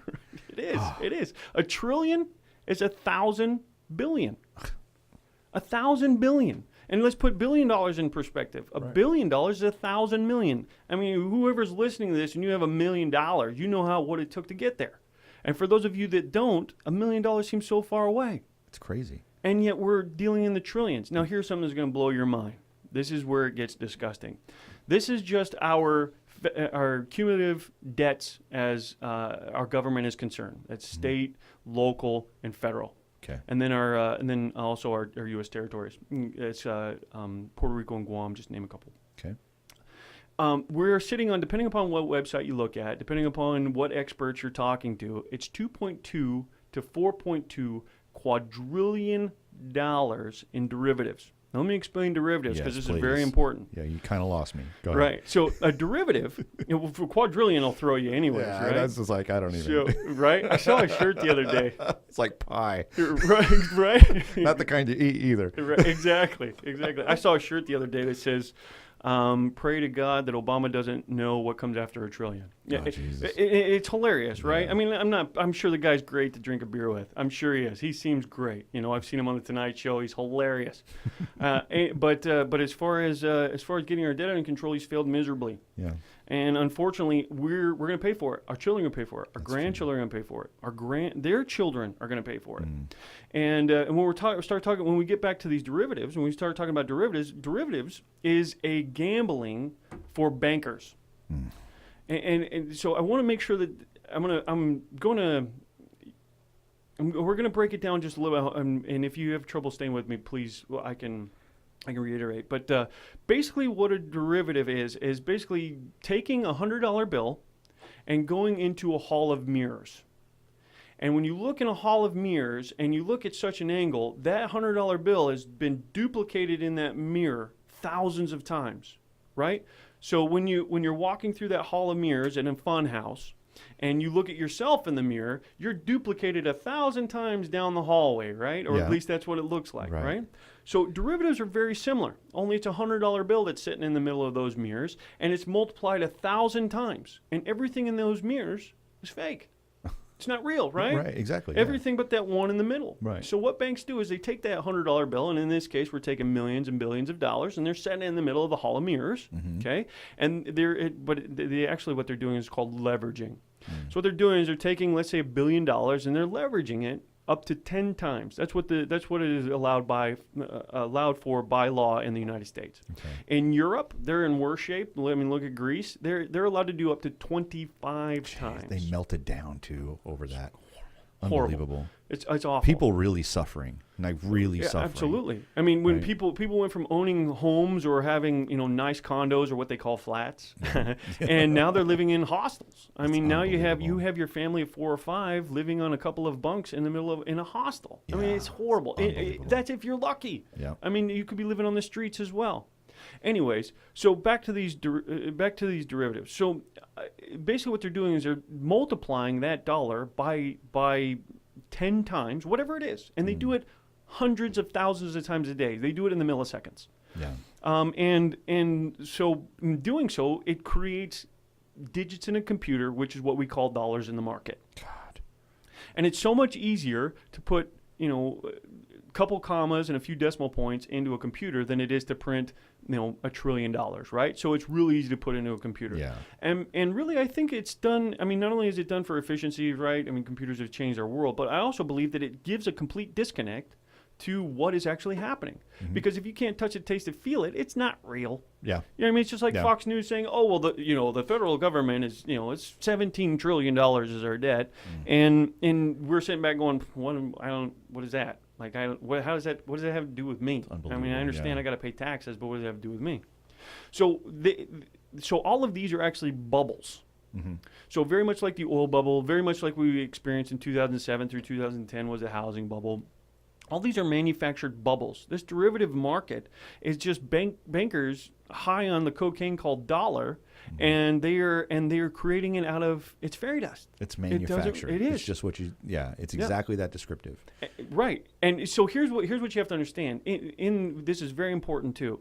Is during the housing market when money was lost, when people lost their homes, yes. and I can't remember how many hundreds of billions of dollars vanished. It doesn't vanish. Unbelievable. It doesn't Yeah. disappear. Yeah. Where'd it go? Right. It just what I wanna transfers. know. It's a wealth transfer. Yeah. Money. It doesn't just disappear unless dollars are being put into a furnace and lit on fire. That's the only way it disappears because they're digits in a computer. The digits don't disappear. They just Right. transfer. Right. So, and that's really important.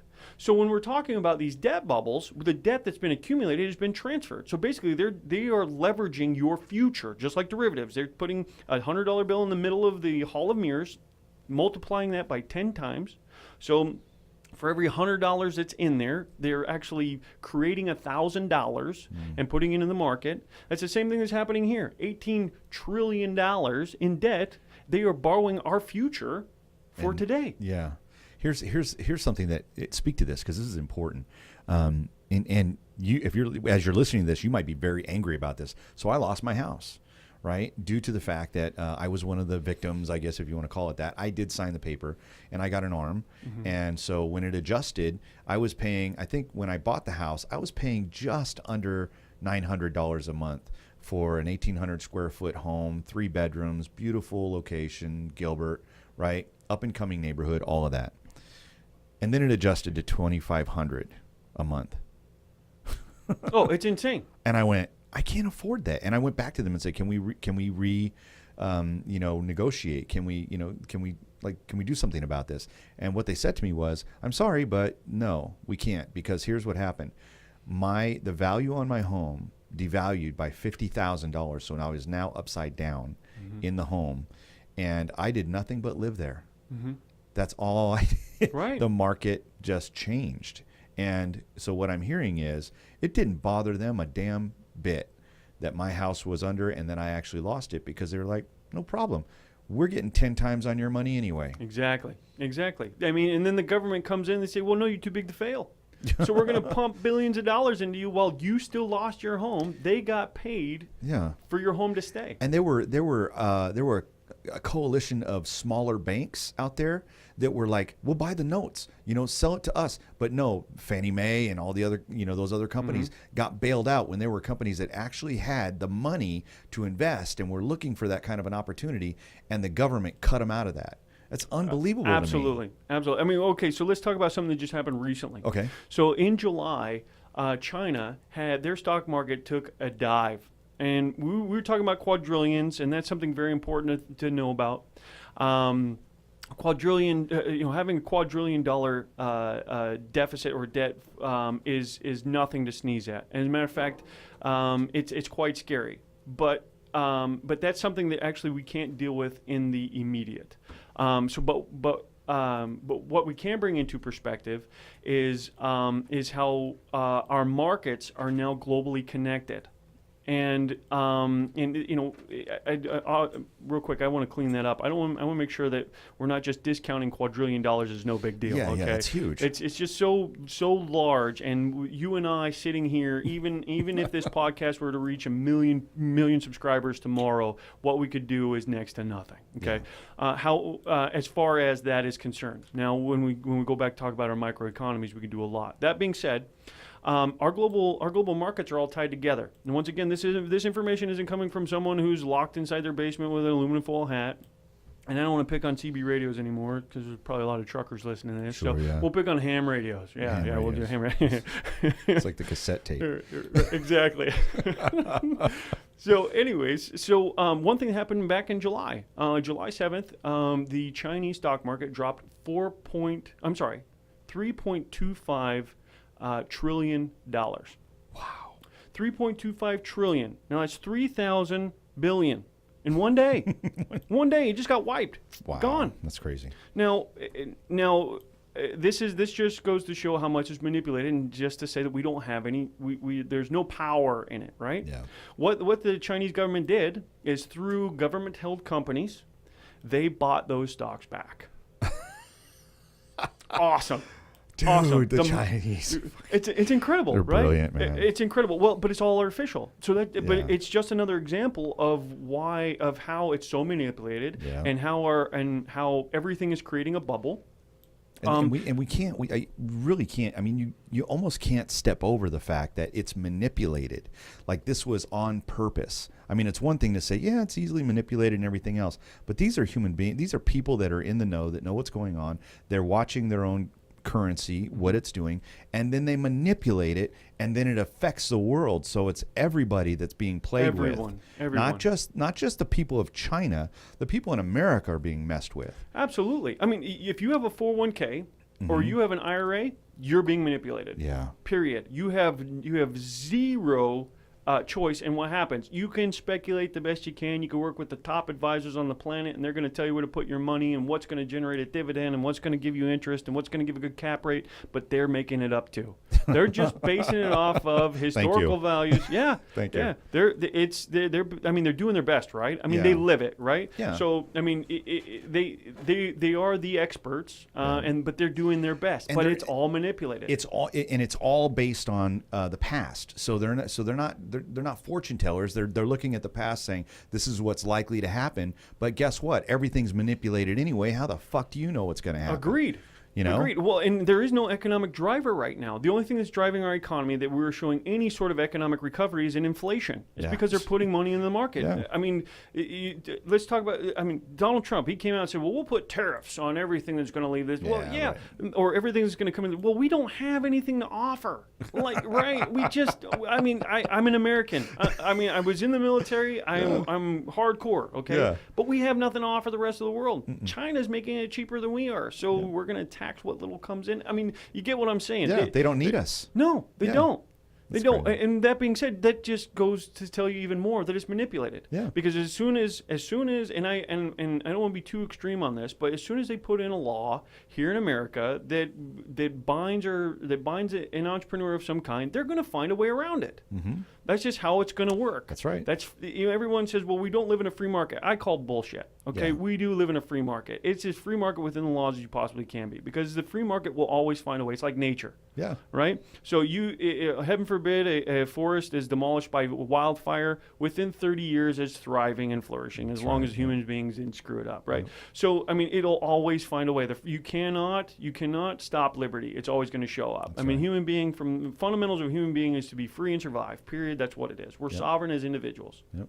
That being said, when $3.25 trillion leaves the market in one day, and then it's filled back up by the government within 3 weeks is what it took. So basically, the Chinese government put it into government-owned entities, and then those entities purchased those stocks. That's not real growth. It's not real stability. It's all manufactured. Yep. And so what you're generating are bubbles. So like we had the dot-com bubble, boom and bust, right? That, yeah. I mean, in the 80s, we had an oil boom and bust. I don't know if you guys know this, but history repeats itself. So welcome to the, coming around. We did oil boom and bust as well. And now heaven forbid, these poor millennials. I believe I'm in the millennial. I'm not exactly sure, but there's an education bubble, right? We've got student loans. And because the economic drivers, at least as far as politically driven is concerned, the bubbles are what they're concerned about, because bubbles you can get in and out within a term. Yeah. Right. So what is left? Oil and gas popped. It's amazing what's happened there, and it's going to continue to go down. Oil and gas, just a quick brief story about that. Oil and gas was one of those, just like the housing market, that said it won't go down. It's just not going to happen. Yeah. It's not going to. Too much demand. Everyone's like, well, what about green energy? And then you see all these flops, right? Yeah. So, I just think they're not doing it right. They got the right idea. They're just not doing it right. I think we need to throw all our money, all of our research money behind Elon Musk. I don't get it. I mean, that guy... Oh, Elon Musk. Oh, Elon totally. Musk. Oh, yeah, absolutely. Let's take all the money that we have for research and development, throw it behind that underneath guy. one guy, and if he dies, we pop. No, I'm just kidding. No, but I'm with you. It's amazing, right? I mean, the stuff that's happening. Absolutely. Yeah. Anyway, so, but in the same veins, when a story comes out that it's just, it's not going to go down. It's never going to run. Yeah. Run like hell, because nothing against you. I did the same exact thing. I owned multiple homes during the pop. Right. Everyone was doing it, so it was kind of like this thing. Yeah. And then, don't worry about that. The value of your home's not going to drop. Yeah. Don't worry about it. Well, it always goes up. Historically, we're up 30%. Yeah. Historically, it's always gone up. You know what's funny as can be is if you look at it over the last 100 years, housing market has only risen 1% on average. In the last 100 years. Yeah. Yeah. Ooh, man, they're telling a good story, though. It's a good story. Right? As a whole, right, though, but there are some areas where you can argue that, right? And I'm sure there's people listening to this going, bull crap, But as a whole, if you get rid of certain areas, certain parts of Los Angeles and San Francisco and New York and the Phoenix metropolitan area and so on, there's some areas, to exclude. But as a whole, and the law of averages, just so we're clear, best of the worst and worst of the best. So right in the middle, it's risen 1%. So, that's a horrible return on your money, right? Yeah. But there's economic value to it, right? Because you're going to put your money into an apartment or a house anyway, so there's value there. Unless you're renting your property out, it's a liability. I mean, the fact of the matter is that it's costing you money to live there. It's costing you money to maintain it. I mean, unless you're pulling in, a couple extra $100 or $300, on that property with renters or whatever, that property is a liability. Absolutely. It's taking money out of your pocket. And it will be forever. It will be forever, because when you pay off your home, you still have to pay rent. That's right. It's called property tax. Yeah. Because try not to pay your rent called property tax and see what happens to your home. Good luck. It's not yours. Yeah. It's not yours. But anyways, so what was happening is they said it wouldn't fail. The oil and gas wouldn't fail. And so then they started put together these funds to go. They went exploratory crazy. Opening up all kinds of fields everywhere, trying to pump as quickly and as fast as possible. And we've got that shale oil up in Canada that they're finding how to pull it out of the dirty sands. All kinds of stuff. Then we've got fracking that came in. Yeah. And then now you can drill sideways and pull oil out, right? It's amazing. Destroying the environment. Totally. It's unbelievable. But they're pumping oil. Yeah. And oil is just going up. Okay, so now now it bursts. And what they did is they set up these dividend funds that says, okay, Michael, loan me your money. Okay. I'm going to give you 9% interest on your money. That's pretty good. That's great, right? And oil and gas is not going anywhere. It's been around since Christ was a carpenter. Sorry about that. No offense. So it's been around forever, right? Right, So no offense. I apologize for that. So yeah, it's been around forever, and we're so they're going to keep pumping. Yeah. I mean, there's no shortage Sure. of automobiles on the road. Yep. You're like, great, cool, take it. Got it. I'm taking Done. it. Yep. 6 months later, the market resets itself because it just couldn't sustain, and now you're like, hey, pal, give me my 9% interest. You said 9%, and they're like, well, yeah, we're going to, I think, and they so how do they do that? They start pumping. Yeah. And they just keep pumping. Yeah. And so what it would take to manage your debt at $85 a barrel. Now we're at $40 a barrel, just argument's sake. Mm-hmm. It takes 2 barrels to fulfill what my commitment is. Yeah. So now you've got oil prices that are dropping. You're pumping twice the amount of oil. So we've got a huge supply-demand issue, right? And so it just keeps driving it down. And then Saudi Arabia gets involved, and they're like, hey, fellas, we can sustain this down to $28 a barrel. And the United States is like, holy crap, right? That's all So, manufactured. Totally. And then they manufactured a conflict. Yeah. I don't know if I can't remember where it was. It was in the Straits or something I don't know. It had to do with the Middle East. It was something to do with warships. I don't know. I think they involved Russia. I wish I had better notes. But they manufactured something, and then for a short time there, you saw a small spike. Yeah. So they manufactured this conflict that said it was going to affect our oil and gas, which less than 2% comes from that region anyways, and so drove prices up artificially. Now I think I got some gas the other day at $2.10. Yeah, I mean, I'm paying $2.39 or something like that. Yeah. So here's the interesting thing, because I don't want to step over that, right? So this conflict that happened was a manufacturing of trying to drive prices back up. Yes. Yes. So that really makes me curious as to why most of our wars are being,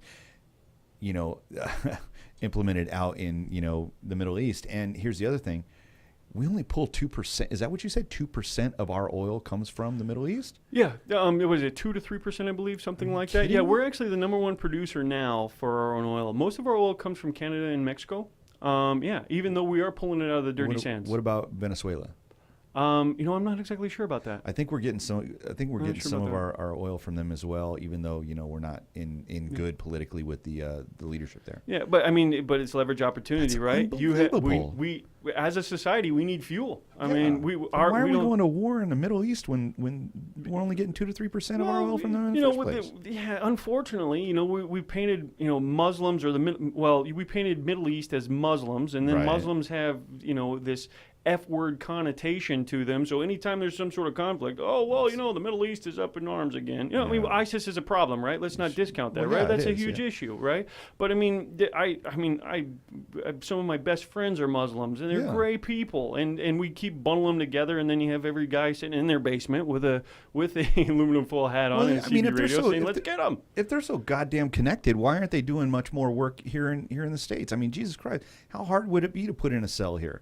I mean, I don't get it. Like, I'm sure I don't, and I'm not egging you guys on. I'm not out to say, hey, ISIS, do more fucking shit here in America. Agreed. What I'm saying is, look at what's actually happening. Sure, they're training and they're doing whatever and they're preparing for something. I don't know what they're preparing for, but I don't see, they're not walking into the Senate and Congress and taking dudes out. If anything, it's people who live here that are walking into, the movie theater and shooting up a bunch of people, and because they're crazy. Mental illness, right? And so, but it's not ISIS. So if this is really if this is the instability of the world, right? ISIS the problem, then why aren't they doing more stuff here if they hate America so much? Look, they can do a lot more abroad. It's probably tougher for them to get into the States. But again, it's not something that I see going on, and I think that the world is up in arms over this right now. And it's like, come on, what are they actually doing? Well, and I think it goes into being it's manipulated. I mean, to cause even let's face it. This is absolute manufacturing. It's just talking common sense. Saudi Arabia, they can sustain down to $28 a barrel. They've said it. They've openly said it. But just because they can doesn't mean they want to. Yeah. Right? Their profits are based on it. So they say, hey, all right, United States, you guys are plummeting. We're plummeting. Well, you say we blow up a couple things. Yeah. And you know what I mean, and we'll just make sure that every Fox News gets on it for 4 months, right? And then it'll drive oil prices up because of hysteria and sensationalism. I mean, that's totally made up, right? But you get is it possible Totally. Because why else would there be a conflict all of a sudden? Yeah. Right? I mean, I don't know. I don't want to get too crazy on it, but really, I mean, if you set it up that way, two governments get involved, and, nobody has to really die. You just make up people that die. You know what I mean? You just say names and put a couple of pictures on the screen, and oh crap, drive. That being said, it's just when you know that everything's manipulated, when you know that every market is manipulated, then it's easy for the conspiracy theorists that are digging a hole in their backyard to bury themselves or actually have an occupation. Sure. I mean, it makes total sense. Yeah. Without going too crazy on, you don't want to clean up the oil and gas thing. That was just one instance. Yeah. Paying that type of interest and maintaining that. And then it's that alternative versus going bankrupt but generally what's happening are the bigger oil companies are buying them. And what we're finding right now in the oil and gas industry is it's kind of like a buy low, sell high type scenario. So, there's a lot of people that are hurting, or there's a lot of opportunity that's in bankruptcy. And so there's a lot of organizations going in and picking those up in bankruptcy, settling debt on pennies on the dollar. Yeah. And they're already producing oil, so it's not like they have to go out and find it. Right. So it is creating some opportunity there. But anyways, that being said, it's just another example of a bubble pop and how it was manipulated. Yeah. Now, what are we getting to? What are the next bubbles? What can we expect? Well, this is great. This is really good. So expect in the next 3 to 7 years, this is my prediction, is that we're going to see pretty good wealth transfer. I wouldn't say. I would say engines. Okay. Start to burn. And we're going to get up to a pretty good speed. I believe that the next engine is going to be back to real estate. Yeah. Okay. Real estate, I believe, is going to be it. There's a lot of indicators for it. In Arizona, we already are 19% inflated. So we've got, and I want to make sure that's right. We have a 19% increase, but it actually is artificial, and it's 19%. And experts, and I'm going to use air quotation on experts because you can hear that everywhere. They're anticipating getting somewhere between another 17 to 20% an increase, which is huge, right? That's big. Huge. That's big. Yeah. And we're already seeing California markets start to stabilize a little bit. We're talking housing market, okay? So, does it mean that other economic engines aren't stabilizing? Many times, no, that's not real. Really, manufacturing is struggling. There's a lot of aspects, economic engines that we rely upon for our economy that are struggling. But real estate appears to be where it's at. Now, there's a Frank Dodd Act that was passed that actually was part of the budget beginning in November of 2014 that I believe went into effect in January, February, and I can't remember exactly which. Citibank, the amazing Citibank, the largest financial institution on the planet outside of insurance companies, put in a provision in there. If you go to I think it's frankdodd.com or .net, you guys can research this yourself. Basically, Citibank hid inside that budget the same exact thing that was put into play during the Clinton administration. Oh, wow. They literally, if you read it, it's only changed 2 sentences. And basically what we're back into is the same thing we were in before. The stated income stuff, the subprime lending and stuff like that. Now, what they're saying is they can do it better this go around. If you speak to some loan officers and stuff, there's rumors of things coming down the pipe that says that you're doing bank statement loans, or they're doing bank statement loans.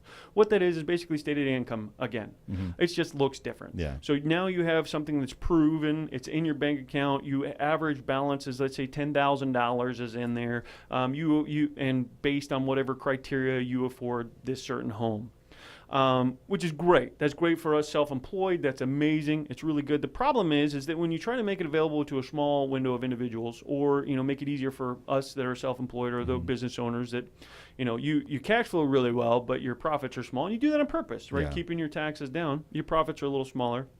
It makes it hard to buy a home. It can, right? Yeah, so but my bank statements look awesome. Yeah. But my tax return kind of pooping. Yeah. So that's the shift. They're not going to look at your tax returns, or they will, and that'll just be supporting data, sure, right? Yeah. So they're going to use those, and then you'll qualify for a home that you normally wouldn't. Now, when you make that available, and I work at McDonald's. No offense to anyone who works at McDonald's, but I work at McDonald's. I borrow $10,000 from you, and I let it sit in my bank account for 6 months, and then I say, hey, I'm ready for a home. Yeah. right? Now what? Right? Now we're Yeah. running into the same stuff. Yeah. And so that bubble, they say, well, the pop will be worse. The reason why is because we have a dollar bubble, which we talked about. We've got, anywhere from 2.5 to 4.25 quadrillion dollars in derivatives that's just hanging out there. It's banks gambling money. Yeah. It's made up. We've got $82 trillion in accumulated debt. And all of that on top of the banks doing stupid stuff again and putting the taxpayers on the hook again, which is what they did. And that pops, government's out of money. What are we going to do? What's going to happen? Yeah. Right? Jobs are going to be lost. The housing market is going to tank. For those of us that are prepared, we can probably buy a house for dirt cheap, pennies on the dollar, one that we couldn't afford before. But what do we do? Yeah. What do we do? Does it even make sense to have cash on hand? I mean, really? No, I mean, and really, I think that was a defining moment for President Bush. Yeah. Was he said, well, if you got it, spend it. Well, because if it sits in your bank account, it's worth less every minute. Yeah. I mean, you could see it tally. It's running, right? It's running. So it's worth less every minute. It's So no if you're- joke. Yeah. So if you're Look at not, this. if you're not spending it, Do you remember when we first looked at this? It said 18 trillion 66 billion. Look at it. 77 billion. Oh my God. It's insane. And when it's real time, I mean, you got to think about it, those are people's wages, right? When Yes. the government they don't pass anything but bills, right? Bills have to be paid. They have to be Yeah. fulfilled. Yeah. And so that keeps tacking on there. I mean, Is that why they call them bills? right. You gotta pay 'em. Yeah, exactly. Exactly, yeah. There's no economic engine for the government. The taxpayers are the ones that give them the money to spend. Yeah. And there's a few people sitting in a big white building that say, this is how we're going to spend your money. Oh, and by the way, we're going to borrow against your grandchildren's grandchildren, so that way we can spend it today. Oh, Jesus. So what do we do? What do we do? What do we Yeah, do as that's my question. people? Yeah, what are we supposed to do? So I'm going to ask you right now, what do we do? Well, and what we do is as every single one of us become the best employees you can be in your job right now. That's what you can do. For those of you that are business owners, you become the best business owners on the planet. You do that right now. And while you're doing that, you really dig deep in your heart of hearts and your soul of souls and figure out what you're passionate about and monetize it. That's awesome. If your passion is to help anyone on any level, being of service to anyone, don't quit your job doing it. You got to sustain, but really work on that passion.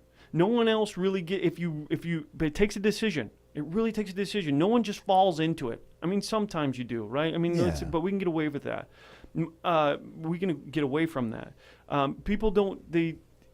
It's a very distinct, very intentional decision to go out on your own. Yeah. And maybe it's network marketing. Maybe it is. Maybe it isn't. Mm-hmm. Maybe you just look at what you do really well. If someone says to you, "Hey, Michael, you're really good at this podcast stuff." Yeah. That's something that you do better than, and it comes up often. That's something that you do better than someone. Or someone says, "Hey, man, you really have a knack for woodwork." Yeah. Right? So you really do it. I mean, that's something you enjoy. Monetize it. Yeah. I mean, you can make anything out of wood. Cabinets, pens, Sure, right? I mean, yeah. you can do all kinds of stuff. Monetize it. Generate your own economy. And you want to save that money. You want to make that money work for you, and so on. But really look at what you're passionate about and monetize it. Yeah. I mean, some people are great with children. Fantastic. Monetize it. Yeah. Daycare, maybe after school something. I know a lot of stay-at-home dads that are coaches for Pop Warner football, and that's their involvement. Yeah. Well, maybe you start a competition to the organization that does Pop Warner football. I'm just throwing it out there, right? Anything, yeah. Anything. And you'd be amazed on how many people will jump on board. And it's your immediate community. Yeah. You're not starting something in L.A. and expecting people from Nevada to come and play, Yeah. right? So it's right in your neighborhood. That's so incredible. So I know a guy that's really he's big into soccer, right? And there's a soccer field down the road here, and he runs clinics.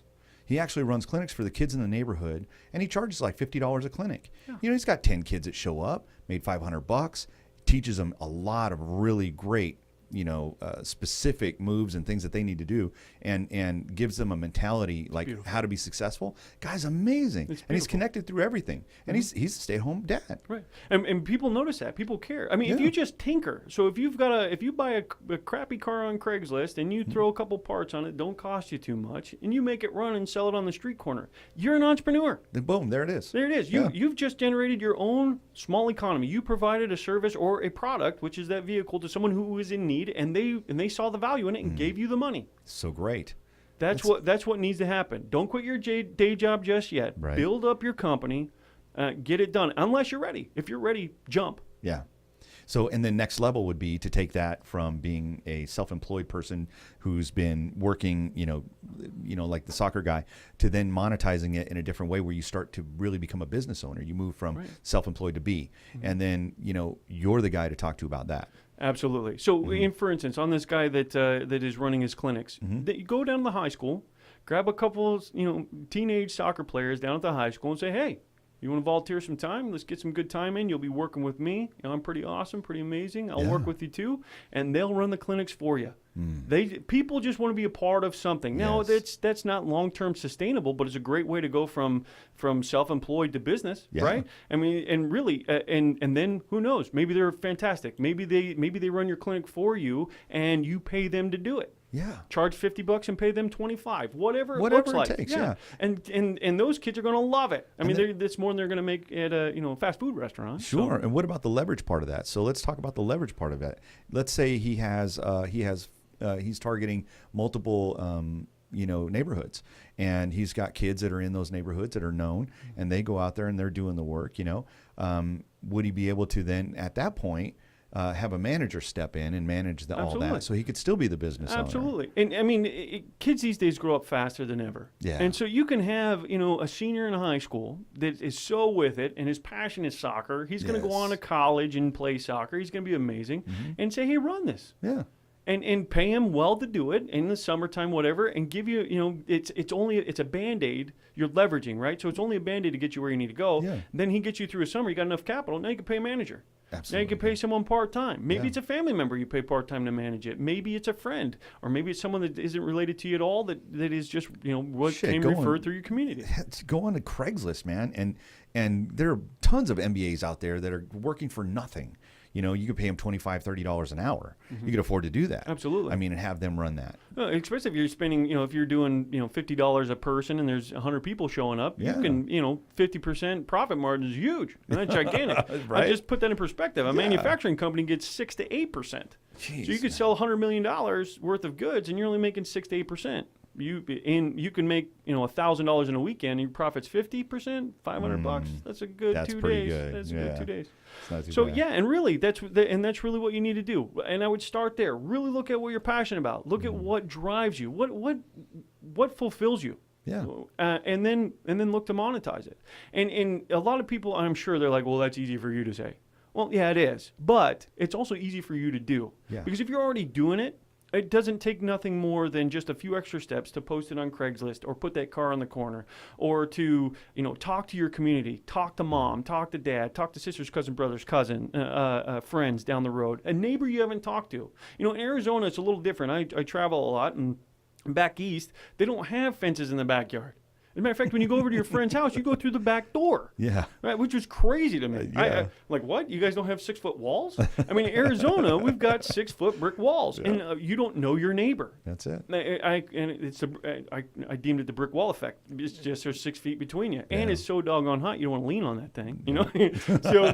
So I get to know your neighbor, and maybe they're up to something. How do you know that? I mean, how many people in your neighborhood may be stay-at-home moms or dads, and you don't even know it? Right. You don't even know it. Tap into those resources and get that going. Your immediate community, which I call collaborative community, your immediate community is the secret to your success. Because then all these bubbles we've been talking about, all of these numbers that we can barely grab and grasp, even if we wrote it down on a paper, I don't think the paper's large enough to hold all the zeros. It doesn't matter. Who cares? Yeah. Who cares? Just keep doing what you're doing. Lean on your collaborative community, and community will take care of itself. The church is a prime example of it. Look at religions. Religions exist because of community. I mean, that's why and churches reach out and they help their community. Yeah. That's why they survived millenniums. Yeah. So, I mean, just be, I mean, don't be your own church, but be, be your own economic I'm going to start a engine. new cult, man. Yeah, we're running with it. It's called the Cult of Personality. A lot of clashes, huh? All right. So that's awesome. So, yeah, I mean, but really, be a part of your community, and people are a pull for that. So if people will follow really quickly someone who's up to big things. Yes. They really will. Yeah. And then pretty soon they're going to find that they have their own power, and then you've got multiple leaders within your community, and now you're thriving. Yeah. And your community gets generated. So Yeah, that's absolutely. that's created from nothing but an idea. And I think every now and then what you need to do is sit around with, 5 or 6 people that are doing well in life and just collaborate. I think that's a big deal. Most of the people that I think that are afraid to do something like that have this Lone Ranger mentality where I got to do it all myself. And I got to tell you something, that can stop you. But if you'll get involved with the people in your community, like you're saying, and you start asking questions, what matters to you? And by the way, here's what I'm up to. And does that sound like something you'd like to be involved in? And what would you do differently? You can actually have a conversation that would completely change the landscape for you, right? And have you on a path towards being, crushing it, man. Yeah, I'm a big fan. I couldn't agree more. Yeah. I couldn't agree more. One of the huge things that it allows for is when you hear something on the news that says KBR has fired 50,000 people overnight. Right. You're sitting back watching your big screen television and watching satellite TV and going, you know what, doesn't affect me. Stock market drops 500%. And you're like, you know what, I think it'll sting my 401k, but you know what, I'm fine. Yeah. I'll be just fine. Yeah. The house that I've built, the home that I've built, my family will be just fine. Why? Because of my community. And here's what's great about it is you build it around community, right? And then you build those systems and controls, policies and procedures from nothing, right? You were just selling a car on the side of the road or woodworking and making pens, whatever that looks like, right? And now you can sell this to a larger conglomerate at a multiple. At a multiple. Right. So work incredible. 3 to 5 years, work your tail off. Maybe you end up quitting that W-2 job, running the business on your own, leveraging other people's skills as well, creating your community and selling it for a multiple, and then sitting back like a king. Because I don't care how crappy the economic system is, $1 million is a lot of money. It is. That's a lot. $100,000 is a lot of money. It's something to start something with for sure. Absolutely. A lot of people are like, well, that's my nest egg for retirement. Are you kidding me? No, it's not. That's your next step up. That's the next rung on your ladder. Right. Yeah. And maybe this is something you don't want to do, but it generates wealth, and then you generate the wealth, and then do something you want to do. Yeah. Nothing's permanent. Man, play the long game, guys. Come on, really, seriously. Get educated about the long game, because a lot of people, when they start a business like I didn't have the long game in mind. So now I'm thinking in terms of what's my legacy going to be, right? Not just how much money can I make this year, right? Put $2.5 million in the bank. Great. So what? What's your legacy going to look like? That's right. What are your children's children going to say about the quote unquote nest egg that you built, or the generative, business that you built that now can be right multiplied? Yeah, maybe it is something you pass on to your children. Yeah. Maybe it is generations deep that you have created an economy where your children don't have to worry about a job. Yes. They're working your business, the one that you created. I mean, look at every large family that has built any sort of an organization, the children do jump in on some level and work it, even if it's just a pity party for dad and just says, please do something with yourself. Right. but with that, though, I mean, there's a little bit of that going on. Right, but there is generating a job. I mean, you're generating your own economy. I mean, here's something that's great. I raise capital for a lot of companies, a lot of startups, widgets, inventions, and even seasoned companies, 30, 40, 50 years old, and those that have, 5, 6 years old, looking to take their company to the next level. Maybe they're looking to purchase another company. And one of the main thing that these investors are looking for is they're looking for a viable company, without a doubt. Let's not discount that. But where I guess the second place they would go after that is the bios for the individuals who run it. So they're doing something that I think Gary Vaynerchuk talks about, which is he bets not on the horse, He bets on the jockey. Exactly. He's looking at the jockey. He's like, okay, well, maybe that horse didn't work out too well, but this guy's a winner. Exactly. And he's not going to give up, and he's tenacious. He's going to push through. So he bets on, literally, he'll bet on the bio. And that's how these guys are doing it. Yeah. And it's crazy. You're looking at $4 million transfers on a company that it's a gamble. You know what I mean? I mean, when you really look at 9 out of 10 businesses fail, right? Yeah. So I mean, it's expected. Failures are part of it. But what's great about it is that there's always tomorrow, and you just wake up and do it all over again. That's right. But 9 out of 10 businesses fail when you're transferring $4 million on a business that's so-so. But the management team would never say die. I mean, that's saying a lot. So, so I guess where we could go with that is, being undercapitalized is no excuse. Yeah. It's no excuse. And selling is no excuse. There's always someone out there who's looking to buy you. And, some people are like, well, I just don't have it to take it to the big leagues. Well, start in the small leagues. Yeah. Michael Jordan played on the street before he played on the court, on the NBA court, right? I mean, so you got to start somewhere. Yes. And it takes, 10,000 hours to master? 10,000 hours, man. Yeah. So, and even then, if you talk to a master, they'll decline the title. They say, I'm not a master. I'm still working it out. Exactly. Yeah, for sure. And so I mean, if you continue with that approach, yeah, man, and keep walking down there, I mean, their capital's available. And let me tell you this, that people don't want to invest in the stock market anymore. They don't want to invest in this oil and gas we've been talking about. They don't even want to invest in real estate, really. I mean, they'll catch onto that bubble and they'll get out. Where do they want to invest? They want to invest in something that's sound. Yeah.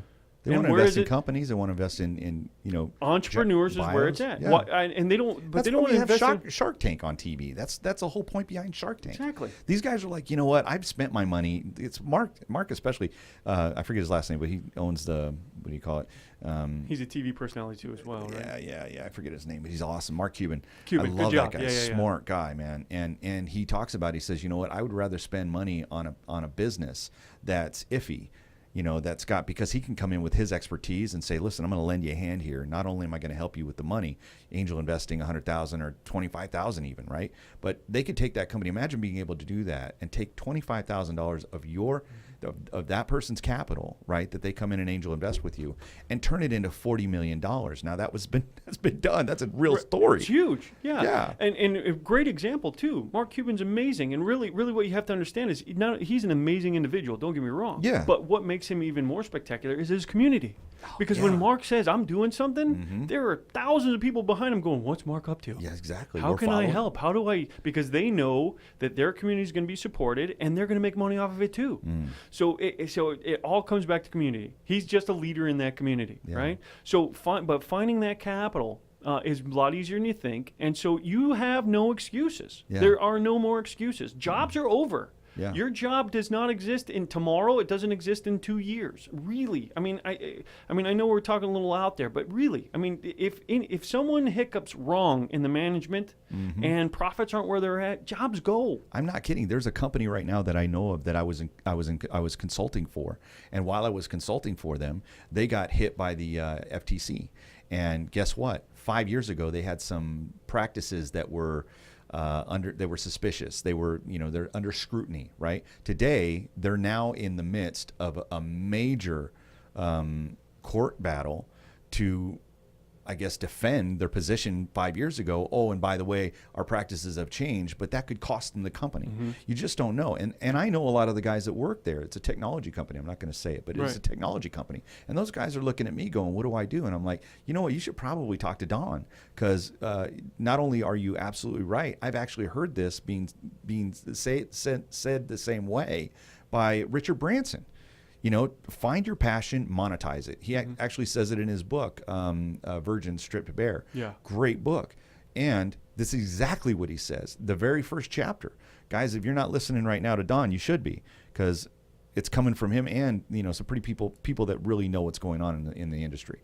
So continue. I'm sorry. No problem. No, Branson, he's an amazing guy. I love the guy. So, actually, he said, I want to be on the front of the LA Times.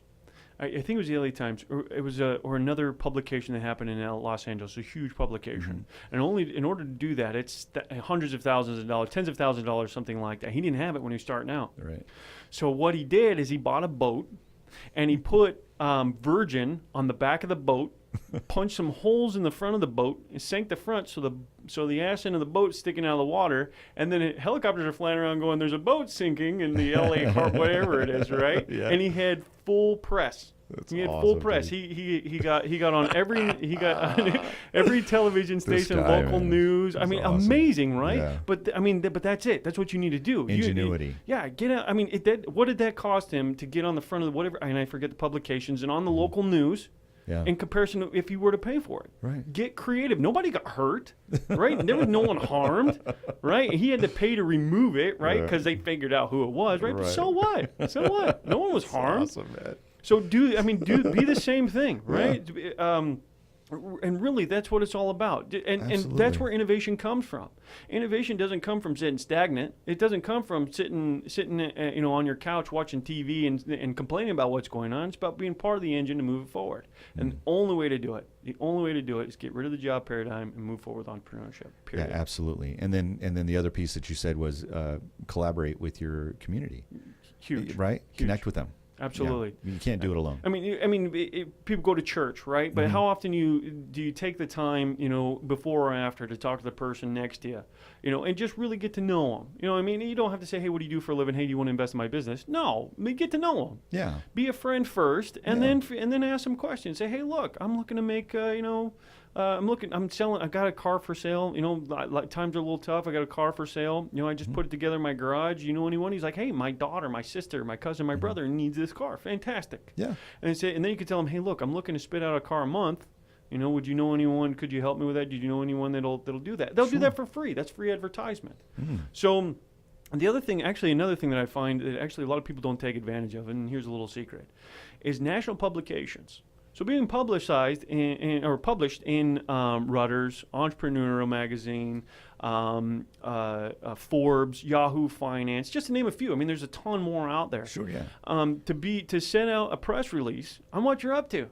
What? Yeah, and you'd be amazed. You can be release. world famous. I'm writing this You down. can be world famous for $500. Oh, you're kidding. It's amazing, right? Yeah. And now talk about you've heard keywords like SEO, which is search engine optimization, and website, social media. Okay, yeah. So now I search your name, and now you're at the top of every list because you're on all of those magazines I just told you about, right? Yeah. Yahoo Finance says, "Hey, check out Michael, check out Don. This is what he's up to. He's doing amazing stuff," and they will read that article right there. I mean, really, you could probably get it done less expensive, but I'm seeing the average price about $500. That's and you awesome. can turn it around in 3 or 4 days. It's a small investment to become world famous. Now, don't put all your eggs in one basket, right? You can, as a startup, you can spend $500 on many other places. I always recommend flyers, and I always recommend business cards, right? Yeah. So if you have $500 and that's all you have to spend, start there, and you won't spend that much, right? As your budget grows, as you become more stable in what you have going on, but you can become world famous $500. Yeah. And so, and really that drives it. And so people are like, "Well, I want to be the best in my market." Well, if the world knows about you, then you're going to dominate your own personal market. Right. So it's amazing because because of technology, it's all at our fingertips. It's real easy to do. I use a group really close to called 10-Day Publicity. Troy Bolke is the founder CEO. They have some writers that are just amazing, absolutely amazing. One of them was actually formerly with the Rolling Stones, so you're getting really good quality. Oh, cool. I'm not sure of their pricing structure. Do you know their website? It is 10-Day Publicity. Yeah, 10daypublicity.com. Yeah. Okay. Yeah, they've got a great landing page. They do a few things for you if you needed it to. They'll do the national publications, and then they'll do if you need it, they'll do a landing page for something specific you're up to. They can help you with videos and scripting and so on. And they're really, really good. Anyways, really inexpensive too. On a budget, it's amazing. And you can utilize resources like that to, and he's actually in Arizona. He also he can serve anywhere in the country. We just worked on an account together from a young lady in Canada who's dealing in real estate. Anyways, he made her famous. Wow. And her goal was to raise some capital so that way she could purchase multiple housing units, apartment complexes, and she's also into self-storage units. But her traditional means were just not filling her. Is this it right here? That's it. Yeah. So her traditional means just weren't filling her quota. So we made her famous. She posted it on LinkedIn, I think it was, Oh, and you're she had like within 2 days she had like 4 or 5 responses, something like that. Oh my God. And in markets that she wasn't even looking at. It's just amazing. Wow. So just by doing, I mean, and really, when you could put on your website or on your business card as seen in Entrepreneur Magazine or Forbes, Right. and you can because you've done it, that's huge, right? is huge. Instant rapport. Wow. And that's what's great about the human being too. If the human being sees you or a product or a service often enough, it generates a rapport. I mean, I have no connection to Pepsi whatsoever. I don't drink soda pop, but if I did, I would be like, well, it's a choice between Coke or Pepsi, right? I mean, I wouldn't look at any of the orange drinks or the purple drinks. Right, If you're from the yeah. South, you know what I'm talking about. So, so anyways, yeah, I mean, I really have no connection to it, but it's just trusted. I see commercials all the time. It's trusted. Brand. It's Exactly. all branding. Yeah. So the same thing goes for you. If people see you often enough, it develops a rapport. Even if they don't know you, even if they don't know what you're up to or what you're doing. If people see you often enough, it develops a rapport. And then there's a trust, and now you can begin greater conversations. I think that's huge. And the other piece of it is that I think that social media is underutilized, number one. And the problem that I see with social media, and you can find all this, really go to Gary Vaynerchuk and look him up on YouTube. He's got tons of stuff out there, lots of great content. One of the things he says is, we use social media as almost like a drive. We got a thing going on over here. Maybe it's our website or whatever, or our widgets or whatever we're selling. And then what we do is we go on to Facebook and we say, hey, check out my new widgets and go over here to my website and buy from us. And that's how we treat our social media sites. And really what he's like, don't do that.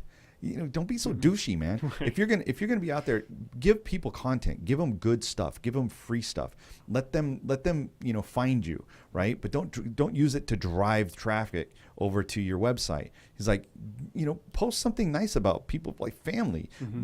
People love kittens or whatever. Oh, agreed. Do stuff like Absolutely. that, so that your face is out there. You're out there. You're real, right? They know that you're real. You're a real person, and you're not just out there trying to make a buck off of people. Agreed. And it gets away from just setting it up. It has that leech. I mean, people think that if they start up these social media, fan pages and stuff, they can just sit back and wait to make money. These pages should be more like online brochures. Yeah. It says, if you just so happen to stumble upon this is what I do, and if you're interested, this is what I can do for you.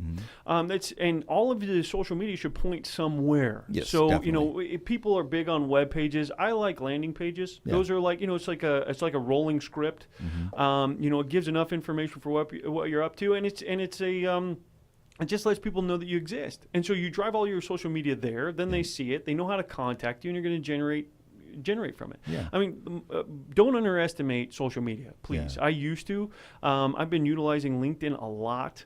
LinkedIn is up and coming, man. It's amazing. It's amazing. I now have clients that are in multiple countries that because at Triton we don't advertise in other countries. So but now we have them. It's been amazing. So and all that's through the social media. So don't discount it. However, it shouldn't be your only resource. Have Right. it point somewhere. Whether you use the word funnel everybody over to your website or over to your landing page, whatever it is, and it's just a great way to let people know that you exist. With that being said, I have to brag a little bit. Go ahead. We Triton, my company as a whole, we are now in negotiations with an organization in Japan. Okay. Japan is an amazing country. They have a great culture. In their culture, entrepreneurship is huge. The thing that they have different than America is that when they go to get a small business loan or to raise capital or something like that, they have to leverage their entire life. Literally, they'll leverage their house, their car, everything. Wow. And if you have a house in Japan, generally it's multiple generations old. I mean, they're on an island, for crying out loud, right? So the amount of space isn't there. Yeah. So when you're leveraging grandfather's house that he has blessed you with, right?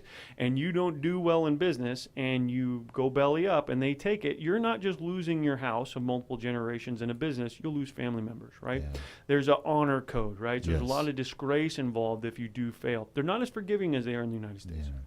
So the only two resources to really get any significant capital from or anything to speak of is from the banking institutions and from the federal government.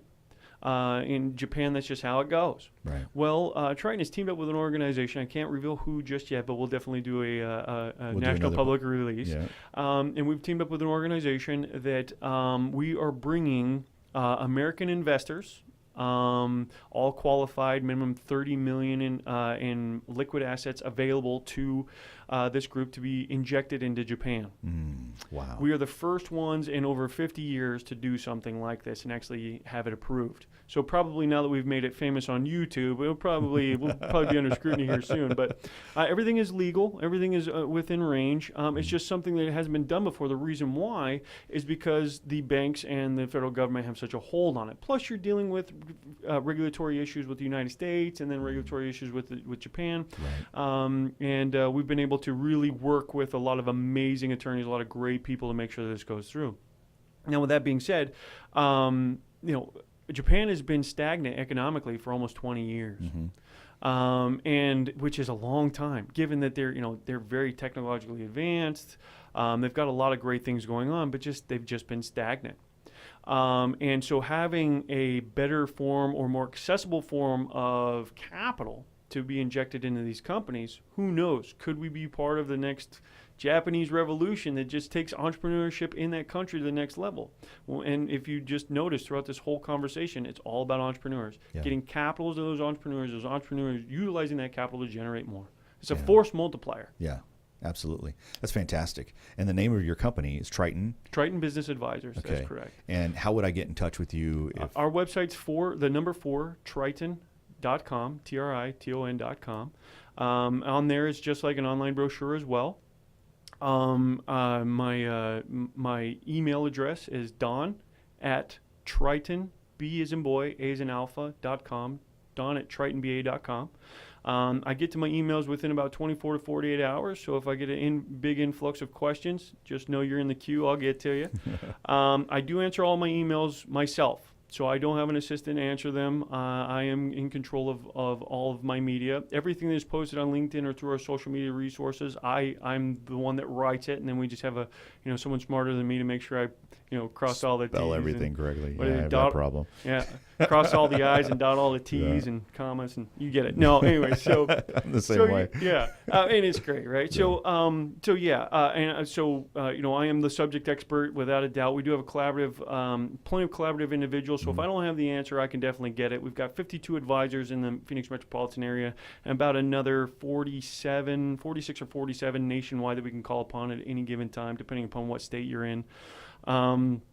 California is a big one too. I know there's a lot of questions out of California. We've got great resources to help any entrepreneur in California. If there's any issues, employment issues in California are quite high. I have my own opinions about it, but it doesn't mean that I can't help you. And owning a business there and having multiple employees myself, I can if I haven't experienced it, I can tell you someone who has. We can definitely get those questions answered.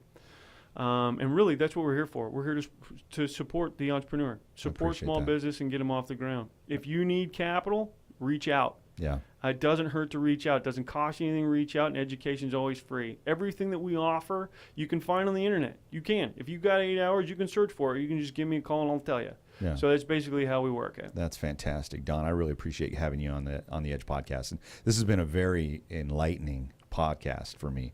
I know a little bit of the stuff that we talked about, but for the most part, I want you to know you taught me something today, and I'm sure that he's taught you something as well. So if you really if you're somebody that's interested in entrepreneurship, first of all, I'm going to be one of those people that's like on board with you, crush it, do whatever it takes, right? And just listen to what he's saying is that your job may not be there in the next couple of years. There's a lot of things coming, turmoil's everywhere, and we're not actually dealing with we're dealing with a stacked deck. Can I put it that way? Yeah. The deck is stacked against us in a lot of ways, and so you want to be able to control your own economy, your own personal economy. And some of the stuff you mentioned today was just brilliant, really. So and we're at the end of our time, and luckily we got to the point where perfect Worked out good. So for my guest Don, thank you for being here. I really appreciate you. Blast. Pleasure. And I would like you to come back, especially after you go ahead, after everything solidifies with the endeavor in Japan. I would love to have a conversation with you about that again. It'd be amazing. And for me, Mike G, I just want to thank you for being on the podcast, and we'll see you next time. Take care. decoding visionaries and subcultures. The Edge Podcast with Mike G is brought to you by the following sponsors. Thank you for your support. Cut my life into pieces. This is my last resort. Cause I'm the type of nigga that's built to last. If you fuck with me, I put my foot in your ass. See, I don't give a fuck cause I keep belling. Yo, what the fuck are they yelling? Don't push me cause I'm close to